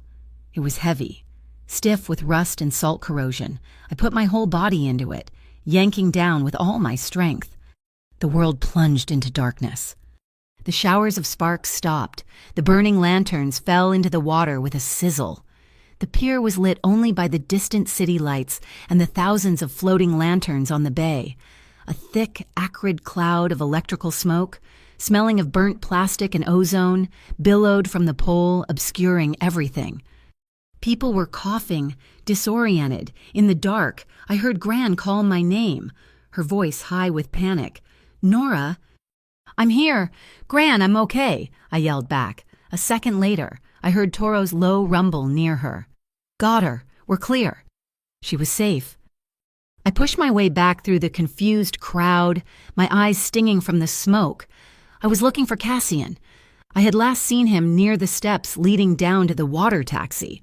The smoke was thickest there, swirling in the wind. And then I saw it. It wasn't the sniper. It was the reflection. Far across the water, on the dark, abandoned roof of the old Glass Harbor Fisheries warehouse, something glinted, a tiny, perfect circle of light. It was the reflection of the harbor lights, the ones still floating, caught in a piece of glass, a lens. My blood turned to ice. It wasn't a random glint. It was moving. It was panning, slow and methodical, through the cloud of smoke. It was hunting. The smoke parted for a second, like a curtain. I saw Cassian. He was standing, having just helped a woman who had fallen. He was exposed. The tiny glint of light stopped. It found him. It settled on the center of his chest. There was no time to shout. There was no time to think. There was only time to act. I ran. I was a courier. I knew how to move through crowds. I hit the wooden steps just as he turned. I didn't say his name. I just yelled, "Down." I launched myself at him, my shoulder connecting with his chest. I was small, but I had momentum. The force of my impact sent us both tumbling backward, crashing down the short flight of stairs in a tangle of limbs. A sound like a massive, wet crack exploded the air above us. It was followed by the thwack of a high-velocity round impacting solid wood. We landed in a heap on the lower platform, my body half draped over his. For a second, the world went silent. Then the screaming began, real screaming this time. Above us, the decorative wooden lamppost at the top of the stairs, the exact spot where Cassian's head had been a second ago, had exploded. Splinters of wood, the size of knives, rained down. The bullet had torn a hole the size of my fist through it. The force of the shot had also severed the guide wires for the lanterns. All at once, hundreds of paper lights, their strings cut, began to drift down from the sky. They fell like silent, burning snow, like a rain of dying stars, illuminating the panic on the faces of the crowd. "Are you hit?" I gasped, trying to untangle myself. Cassian didn't move. He was staring at the splintered lamppost, his face pale in the strange, fiery light. Maeve was suddenly there, appearing from the chaos as if by magic. She knelt, her expression a mask of cold professionalism. She grabbed Cassian's chin, tilting his head to the side, her fingers expertly probing his neck. "You're grazed," she said, her voice sharp. I saw it then, a thin, angry red line along his collar, just below his jaw. A splinter of wood, or a fragment of the bullet, had torn his coat and drawn blood. He pushed her hand away. His eyes, dark and wide, found mine. The analytical coldness was gone, the calm control of the CEO, the quiet authority of the boss. It had all vanished. In its place was a raw, unfiltered terror that mirrored my own. He grabbed the front of my jacket, his knuckles white. "Don't," he whispered. He pulled me toward him, so close our foreheads touched. His entire body was trembling. "Don't you ever do that again," he said, his voice a low, ragged rasp. It wasn't an order, it was a plea. He wasn't the man who owned the city. He was the man who had just seen the lamppost explode. He was afraid. He had been afraid of losing me. Before I could answer, the night was torn apart by sirens. Not the police. The piercing, unfamiliar yelp of the Glass Harbor Guard. 2 of their armored private security vehicles roared onto the pier, their spotlights cutting through the smoke. And then I saw the final, sickening piece of the puzzle. The Cobalt Division members, the ones in the yellow vests, were running toward the chaos, not away from it. They were directing the Harbor Guard, pointing. "Shooter came from the warehouse," one of them yelled. "Performing for the crowd. We're securing the perimeter." They had created the crisis, the electrical fire, the smoke. It was all cover. They had taken the shot, and now they were here to save the day, to prove to the panicked citizens and the city council exactly why they were needed. A bright light blinded me. A news camera. A reporter from the Gazette was shoving a microphone in my face. "Ma'am, you pushed him. You saw the shooter. What happened?" Before I could even form a word, Cassian was on his feet, pulling me up with him. He moved like a shadow, stepping between me and the camera. He ripped off his heavy wool overcoat, the one that smelled of cedar and bergamot, and threw it over my head, plunging me into a dark, warm, muffled world. "Move," he commanded, his voice back to its familiar, clipped authority. His hand found mine. It wasn't a gentlemanly offer. It was a lifeline. His fingers laced through mine, his grip painfully tight. He pulled. We ran. We left the lights, the sirens, the staged rescue, and the falling lanterns behind. He pulled me into a narrow, dark service alley between 2 buildings, the ground slick with oyster shells. We didn't stop. He kicked open a metal door marked maintenance, pulled me into a pitch-black stairwell, and we climbed. The sound of our footsteps on the rattling metal steps was the only thing I could hear, save for the frantic pounding of my own heart. He shoved open a heavy hatch, and the cold night air hit us. We were on a roof, the Pier Flower Theater. Below us, the festival was a hellscape of flashing red and blue lights and panic shouting, but up here, there was only the wind. The city felt miles away. I was still shaking. His coat clutched around me like a shield. He hadn't let go of my hand. He pulled me into the deep shadow of a large air conditioning unit, shielding us from the wind. We just stood there, breathing. The sound of it, ragged and desperate, filled the silence. His thumb was rubbing a small, frantic circle on the back of my hand. He was still trembling. Or maybe I was. I couldn't tell where I ended and he began. The sirens from the pier seemed a mile below us. A thin, frantic wail swallowed by the wind, up here, on the roof of the Pier Flower Theater. The only sounds were the wind itself and the ragged, desperate rhythm of our breathing. I was still clutching his heavy wool overcoat, the one he'd thrown over my head. It was warm, and it smelled of him cedar, bergamot, and the sharp, acrid tang of gunpowder from the pier. He hadn't let go of my hand. His grip, which had been a vice, slowly eased, but his fingers remained laced with mine. He was still trembling. A fine, cold mist began to fall, settling on his dark hair and the shoulders of his suit jacket. It wasn't rain, just the damp breath of the harbor, clinging to us, making the gravel roof shine in the dim light. "Cassian," I whispered. My voice was a dry croak. He didn't answer, just stared out at the chaos we had fled. His profile was a hard line against the distant, blurred city lights. I let go of his hand. My own was shaking so badly I had to steady it. I reached up, my fingers hesitating. The graze on his neck was stark in the dim light, a raw, red line just below his jaw, where a splinter of wood or a piece of shrapnel had torn the skin. My fingertips, cold from the mist, brushed against the wound. He flinched, not from pain, but from the contact. He turned his head. His eyes met mine.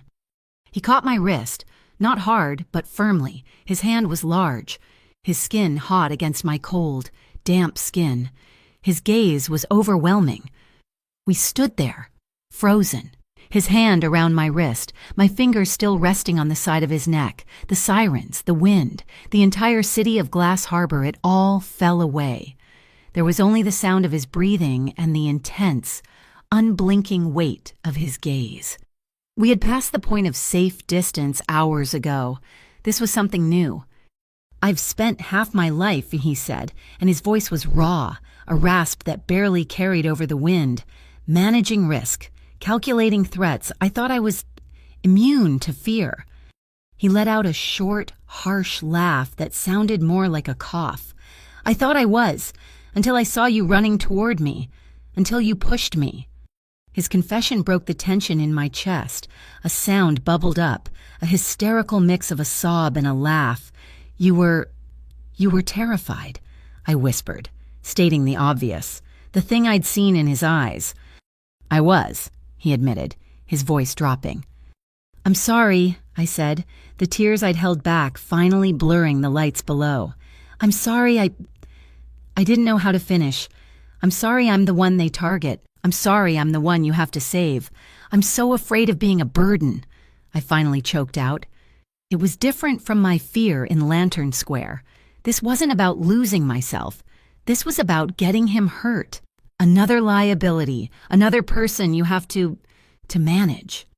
"A burden," he shook his head, his grip on my wrist tightening, drawing me a fraction of an inch closer. "Nora." He said my name like it was the only stable thing in the world. In that meeting, he meant the one Silas Crane had attended. I cut the old ties. I told them we were going clean. It was a business decision, a risk calculation. His eyes searched mine, the amber irises dark and deep. "But when I saw you push me, when I saw that lamppost explode where you could have been, I realized it wasn't a calculation. It was a necessity. You," he said, his voice dropping to a fierce, low intensity, "are the reason I have to stop. You are the reason I can't have this violence in my life. You're not the liability. You're the motive." His words hung in the air, displacing the cold mist. He was rewriting all the rules. He wasn't saving me. I was, somehow, saving him. He leaned in slowly, giving me time to retreat, to pull away, to go back to the safety of being his employee. His gaze dropped from my eyes to my mouth. I didn't retreat. I rose on my toes, closing the last impossible inch between us. The first touch of his lips was hesitant, a question. It was soft, unbelievably gentle for a man whose hands could be so firm. It was just the barest pressure, a warmth in the cold, and then, as I let out the breath I'd been holding, my own fear finally breaking, I pressed back. The kiss changed, it deepened, the gentleness was still there, but now it was underpinned by a desperate, starving intensity. It was the release of every moment of tension since the Mercy Mart. It was the terror on the roof, the quiet conversation in Lantern Square, the adrenaline of the sniper shot. It was all of it, pouring into this one, silent point of contact. Our breaths mingled, warm clouds in the cold mist. His free hand, the one that wasn't holding my wrist, came up to cup my face, his thumb tracing the line of my jaw. My own hands, acting on a will of their own, came up to circle his neck, my fingers tangling in the damp hair at his nape. I could feel his pulse, a wild, frantic hammering beneath my skin, matching my own. His other hand released my wrist and slid down my arm, coming to rest on the small of my back. It wasn't a demand. It wasn't an act of possession. It was a guide. It was an anchor, holding me steady, pulling me flush against the solid warmth of his body. We broke apart, not because we wanted to, but because we had to breathe. He didn't move away, just rested his forehead against mine. I closed my eyes, my breath coming in short, sharp gasps. My fingers were still tangled in his hair. A small, shaky laugh escaped me. "Your hair is soaked," I whispered. "So is yours," he murmured, his voice thick. His hand moved from my back, up to my face, and his fingers, careful and precise, brushed a wet strand of hair from my lips. The touch was electric, a small, controlled fire. It was a moment suspended in time, hot, charged, and impossibly close. It was a promise of something more, a fire banked, waiting for the right moment. It was a silent agreement that this on a cold roof, with sirens wailing below, was not the time. We had to wait until it was safe. He pulled back, just enough to look me in the eyes. The terror was gone, replaced by a fierce, startling clarity. "This changes things," he said. "I know. The next move they make, it will be at one of us to hurt the other. We can't afford any more secrets, not from each other." "What are you saying?" "I'm saying we set new rules." He took my other hand, holding both of them between us. "Rule 1. We are honest about everything. About the ledgers you found, about the blue hard drive in locker 17, about the silence from Silas Crane. No more hidden truths." I nodded, my throat tight. "Okay, honesty." "Rule 2. No more surprises. If there is danger, even a whisper of it, we warn each other. No one walks into a trap alone again." "No more traps," I agreed. "And Rule 3, he said, his grip tightening on my hands. "We are not bait. I will not use you to draw them out, and you will not use yourself to protect me. No more jumping in front of anything, ever." I looked at the graze on his neck. "That rule goes both ways. Cassian." He nodded, a slow, solemn agreement. The fine mist had stopped. The air was cold and clean. Below us, the sirens were fading as the chaos was contained. He didn't kiss me again. He didn't need to. He released one of my hands and, lacing his fingers through mine, turned toward the stairwell hatch. "It's time to go home," he said. The warmth of his hand, of his lips, remained. A new chapter hadn't just opened. We had just declared war, and we were, finally, on the same side. Our new rules, forged in the cold mist on a theater roof, hung in the air between us. It was a fragile truce with the world, a promise of honesty in a city built on lies. For 2 days, there was a strange, tense quiet. I worked in the archive, the silence of the paper a stark contrast to the noise in my head. I was no longer just cataloging the past.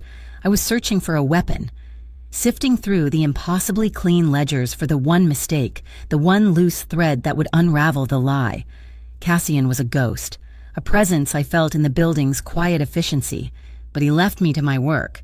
We were giving each other space to breathe, to absorb the seismic shift that had occurred between us.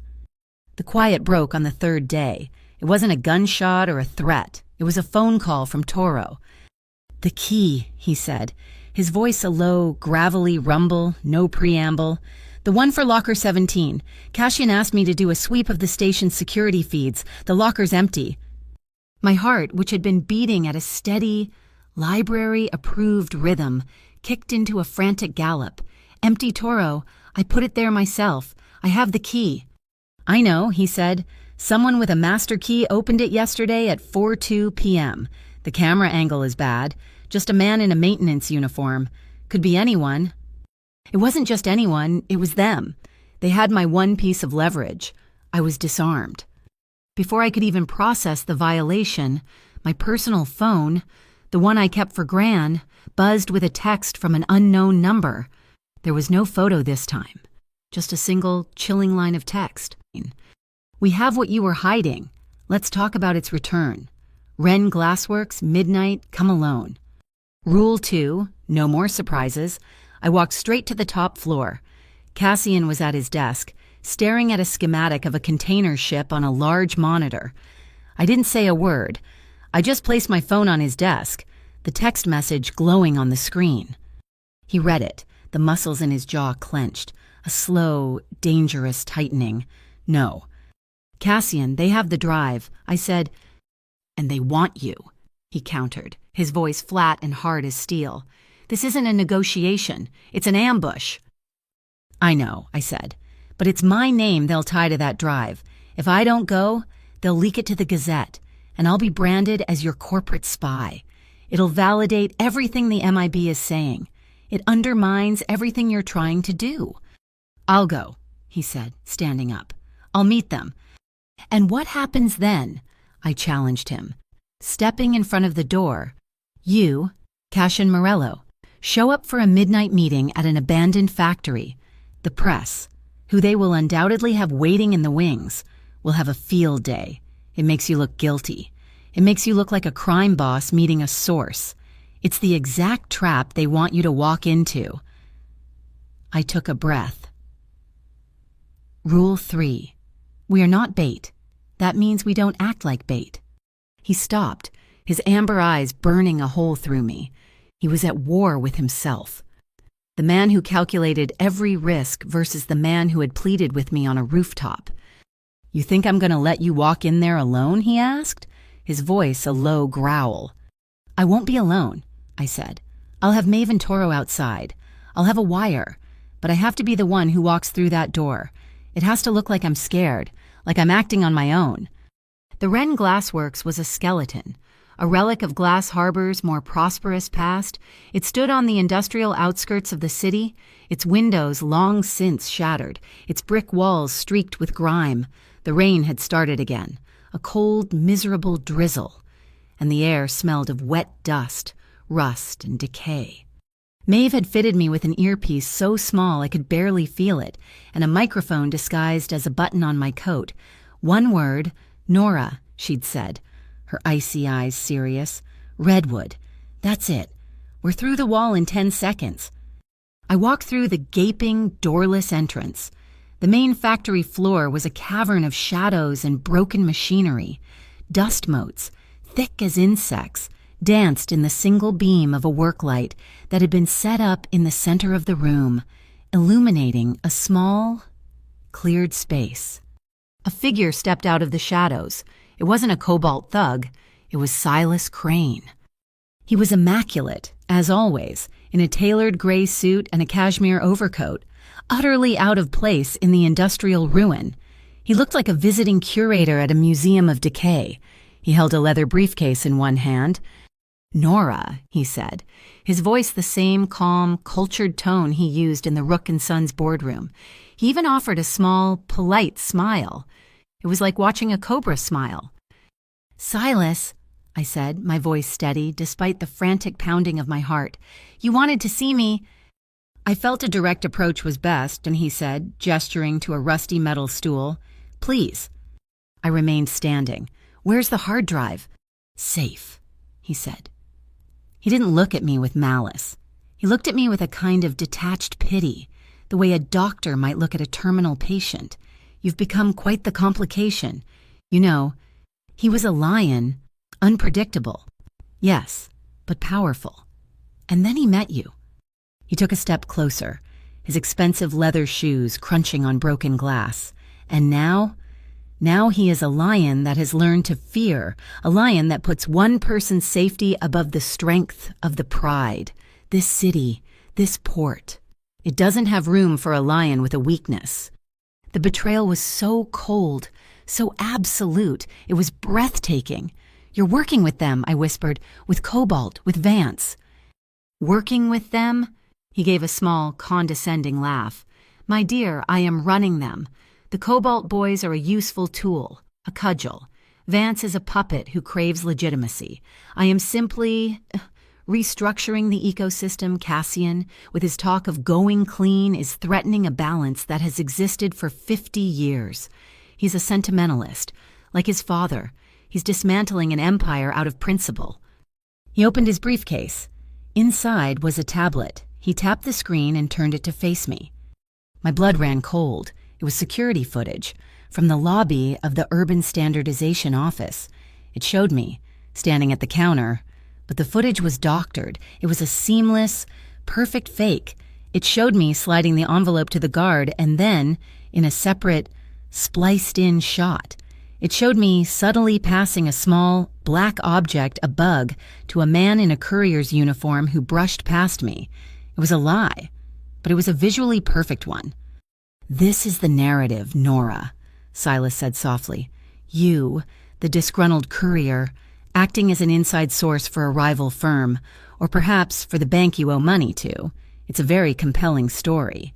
It explains the bug, it explains the attack on you, and it explains why Cassian Morello suddenly gave you a high-paying job. Hush money. I felt the trap closing. This was checkmate.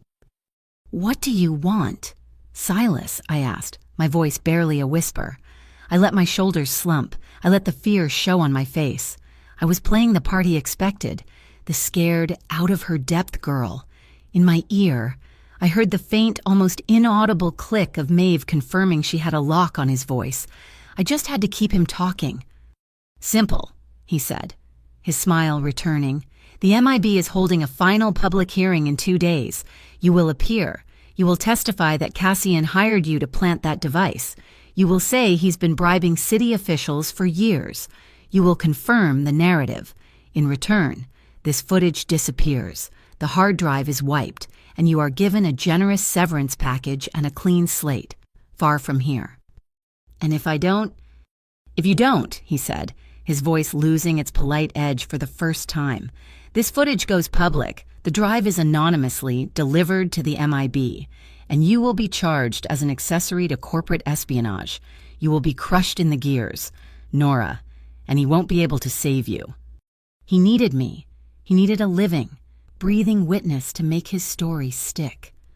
I need to think, I stammered, buying time.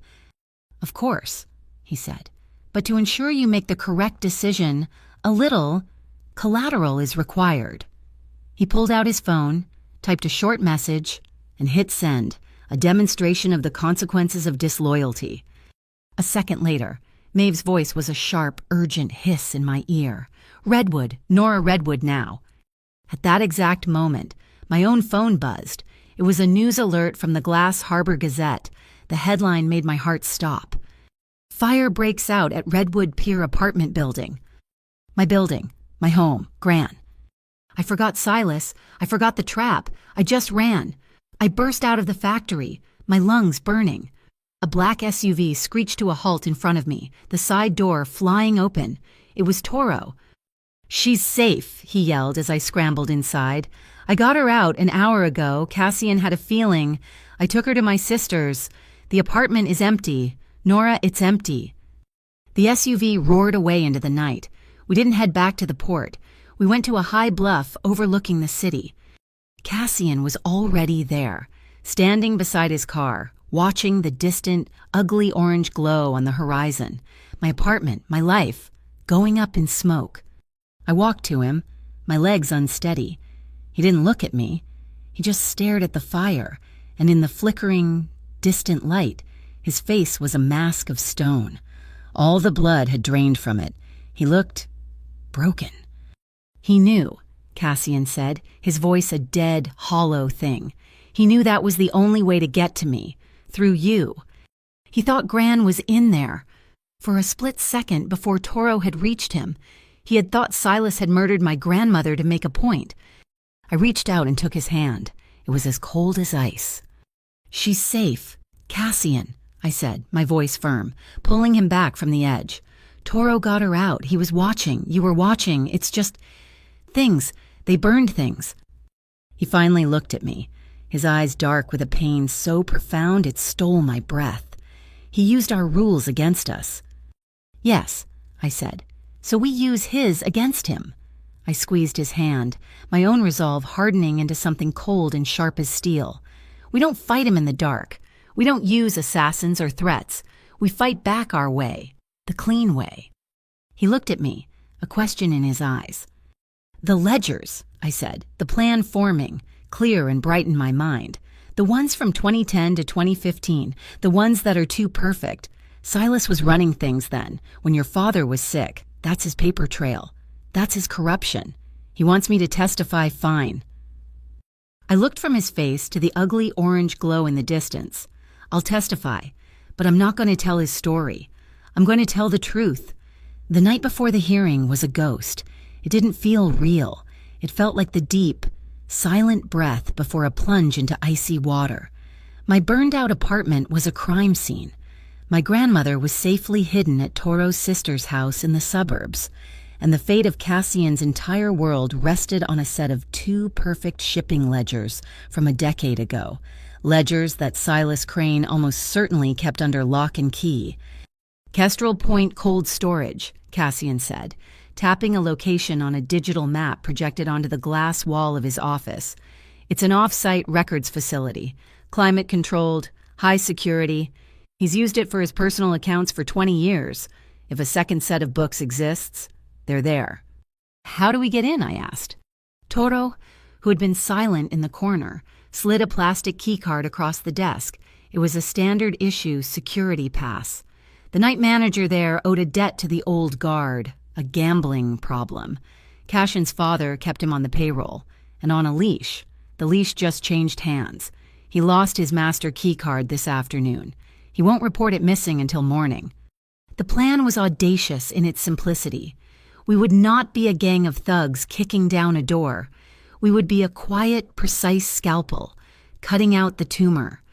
We moved at 2 a.m., under the cover of a thick harbor fog that swallowed all sound. The cold storage facility was a massive, windowless block of concrete near the freight yards. Maeve and Toro remained in a surveillance van a block away, our eyes and ears. Cassian and I, dressed in black, moved through the shadows. He swiped the stolen keycard. A small green light blinked, and the lock disengaged with a quiet, electronic snick. The air that hit us as the door opened was a physical blow. It was a deep, biting cold that smelled of frozen meat and sterilized metal. Inside, the facility was a maze of narrow aisles and towering steel shelves that disappeared into the industrial gloom. A low, constant hum from the cooling units vibrated through the concrete floor. "He'll have them in the sub-level archive," I whispered, my breath pluming in front of me. "It's the most secure, most climate-stable." I held a small tablet displaying the facility's schematics, which Toro's indebted night manager had also misplaced. I was the navigator. This was my play. Cassian just nodded, falling into step half a pace behind me. He didn't question my route. He just watched, his hand never far from the inside of his jacket, his amber eyes sweeping every shadow, every corner. I could feel his gaze on me, and it wasn't just protective. It was proud. He was trusting me to lead us through the dark. The sublevel was even colder. The floor was slick with a thin, almost invisible layer of condensation. We found the section marked SC Private Accounts. It was a cage of thick wire mesh, secured with a heavy-duty padlock. "Toro," Cassian said, his voice a low murmur into his cufflink. "Section C4. We're at the cage." "On it," Toro's voice crackled back in my earpiece.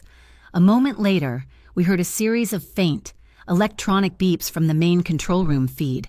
The heavy lock on the cage door clicked open. Inside were dozens of gray, anonymous archive boxes.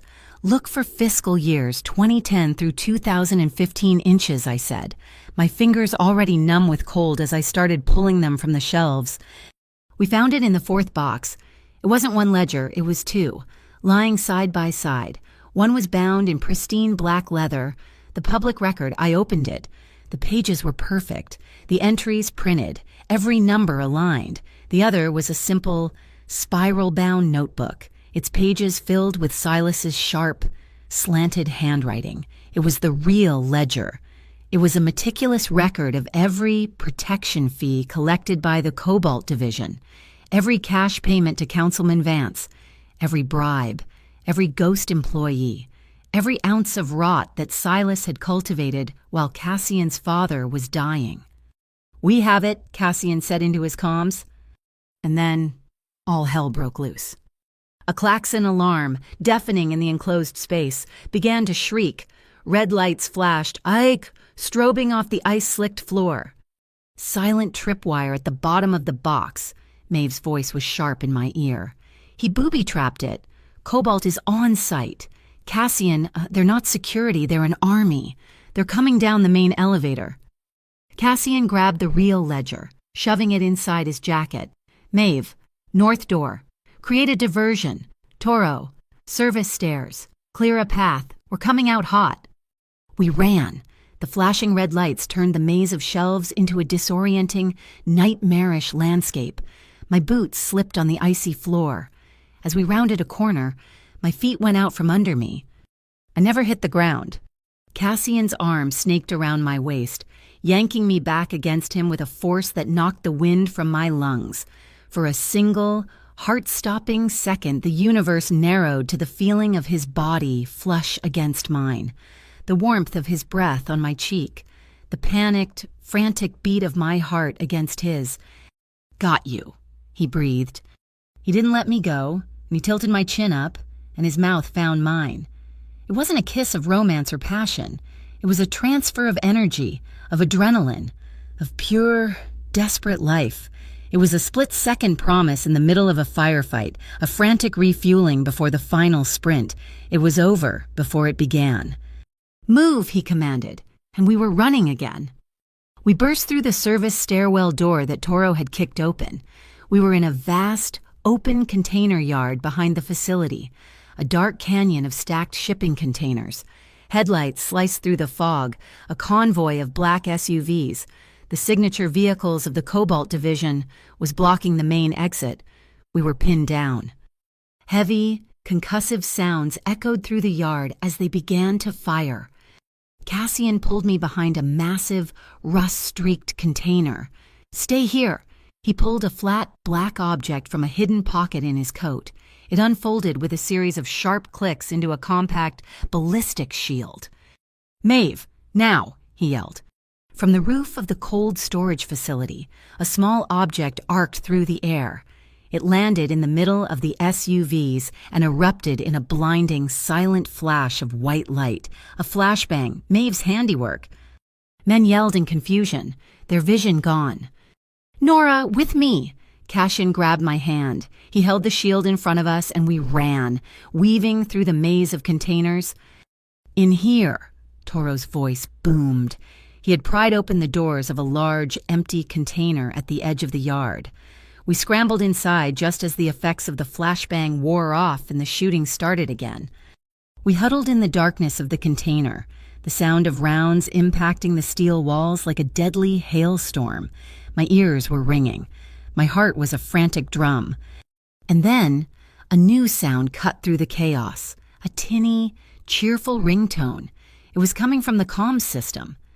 Toro cursed, fumbling with his earpiece. "Sorry, boss, it's a voice message from my sister's phone." He patched it through, and suddenly, my grandmother's voice, warm and familiar, filled the cold, dark, metal box. "Toro, dear, it's Helen Vale. I hope this isn't a bad time.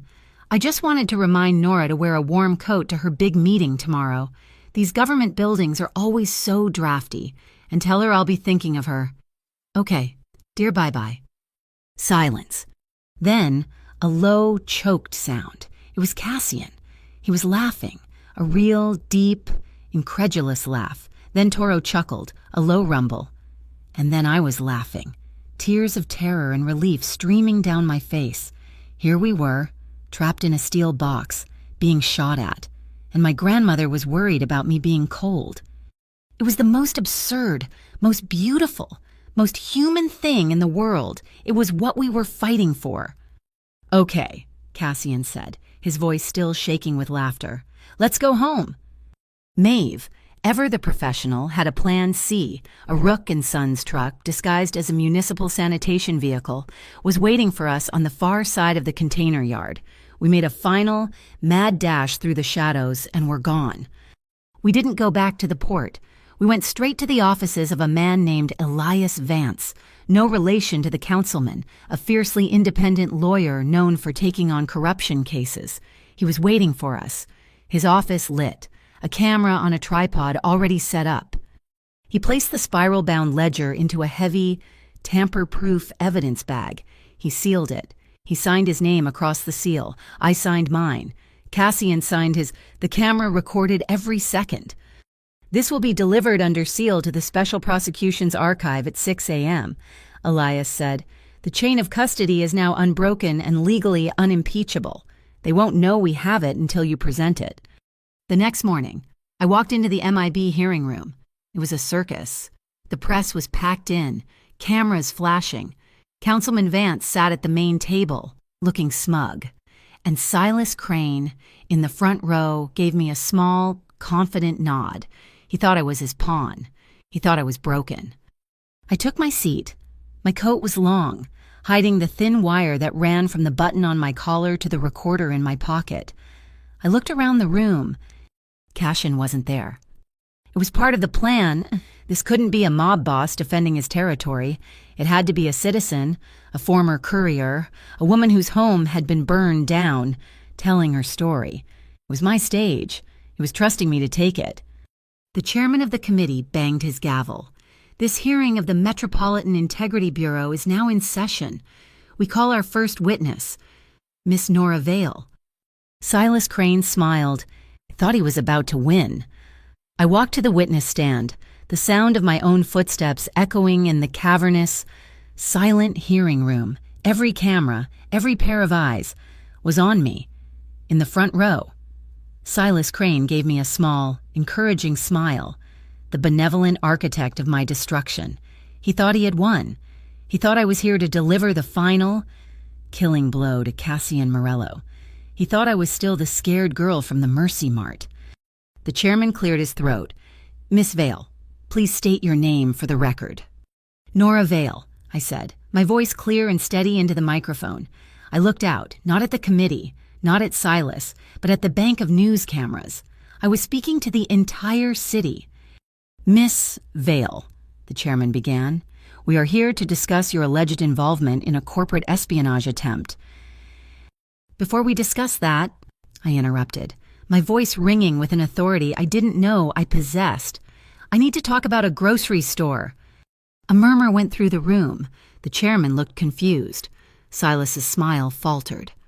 "A few months ago, I was standing in line at the Mercy Mart," I began, letting the memory, the raw, burning shame of it, fill my voice.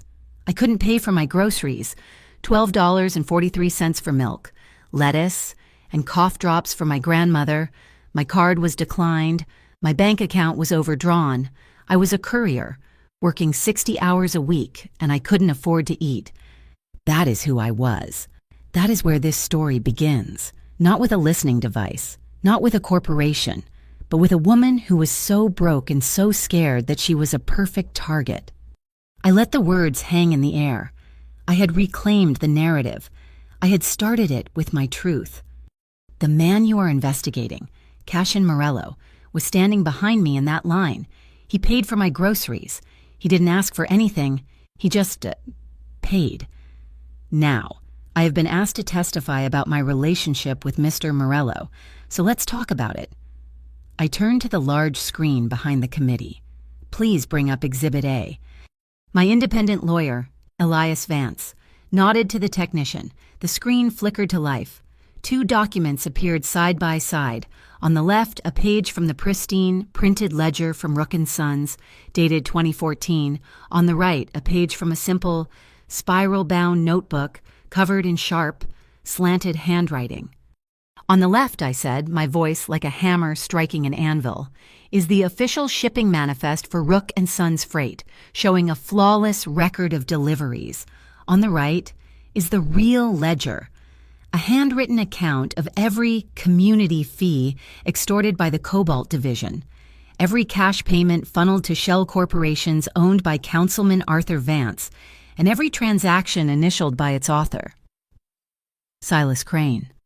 The room erupted. Silas shot to his feet, his face a mask of fury and disbelief. "This is a fabrication, a forgery." "Is it?" Elias Vance stepped forward. "Mr.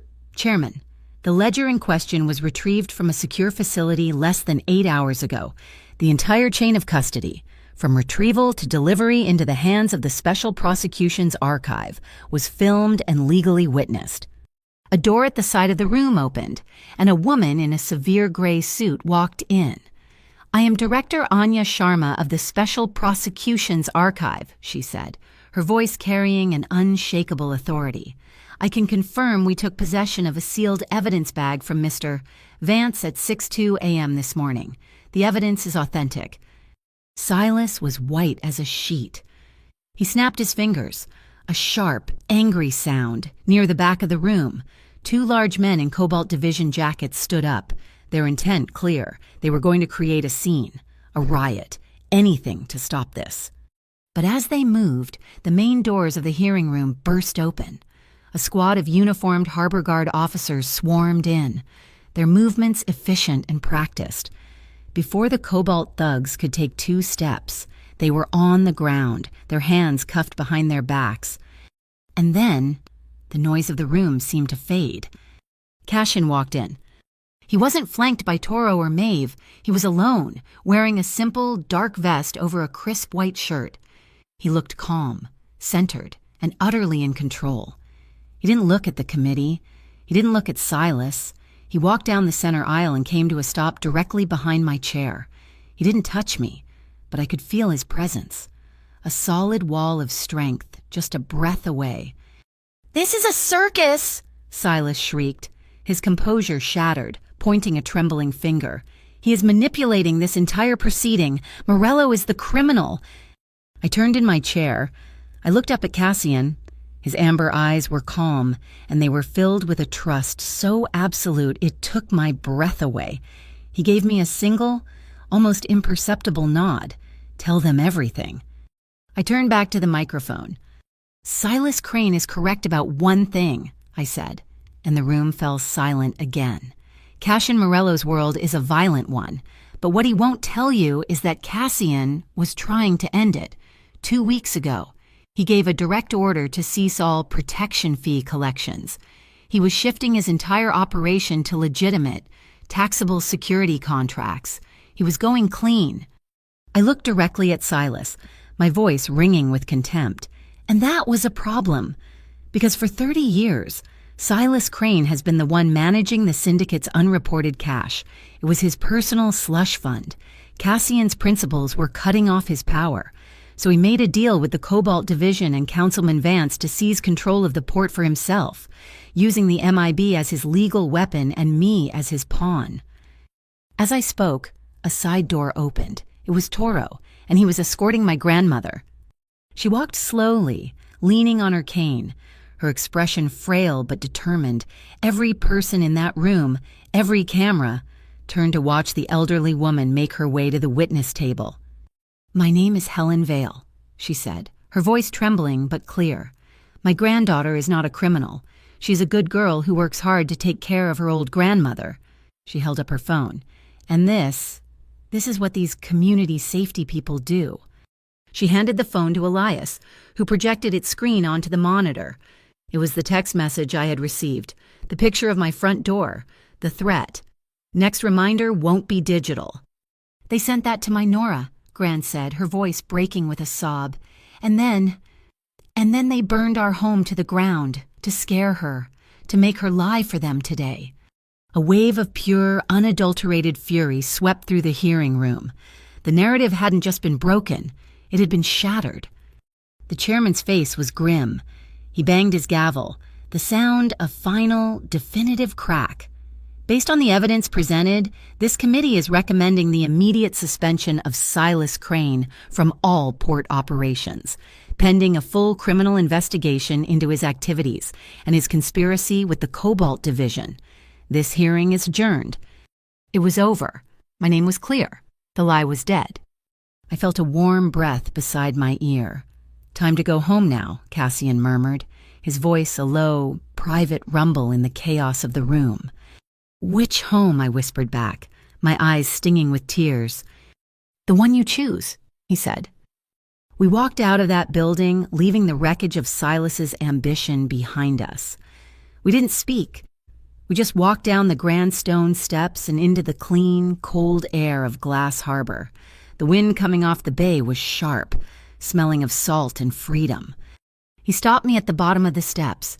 He turned me to face him, his hands cupping my face. I looked up at him, at the man who had paid for my groceries, who had leaped across a rooftop, who had trusted me with his entire world.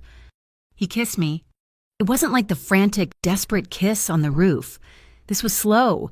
It was deep. It was a promise. It was the closing of one book and the writing of the first word of another. My hands came up to rest on his chest, and I could feel the steady, strong beat of his heart under my palm. His own hands moved from my face, one sliding down to my back, holding me close, the other tangling in my hair at the nape of my neck, pulling me deeper. In that moment, on those steps, under the gray Glass Harbor sky, our two heartbeats became one. The aftermath was quiet, but decisive. Rook & Sons, under Maeve's ruthless efficiency, announced the Lantern Lives Fund, a multi-million-dollar initiative to rebuild the pier and support small businesses on the waterfront. The Cobalt Division was systematically dismantled by federal prosecutors. Silas Crane was indicted, his trial pending. And me, I found my home, in Easton Heights, in a narrow brick building that used to be a pawn shop. Rook & Sons opened a new community library and literacy center, and I was the one who ran it. That night, in a new apartment with a wall of glass overlooking the harbor lights, the real ones, I stood with Cassian, watching the ferries drift across the dark water. I leaned my head against his shoulder.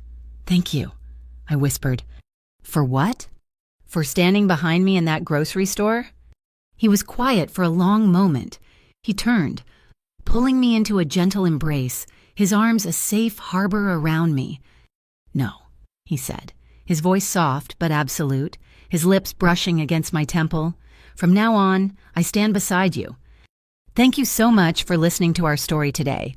It means the world to us. Let us know in the comments where you're listening from. We love seeing how far our stories travel and sharing our thoughts with you.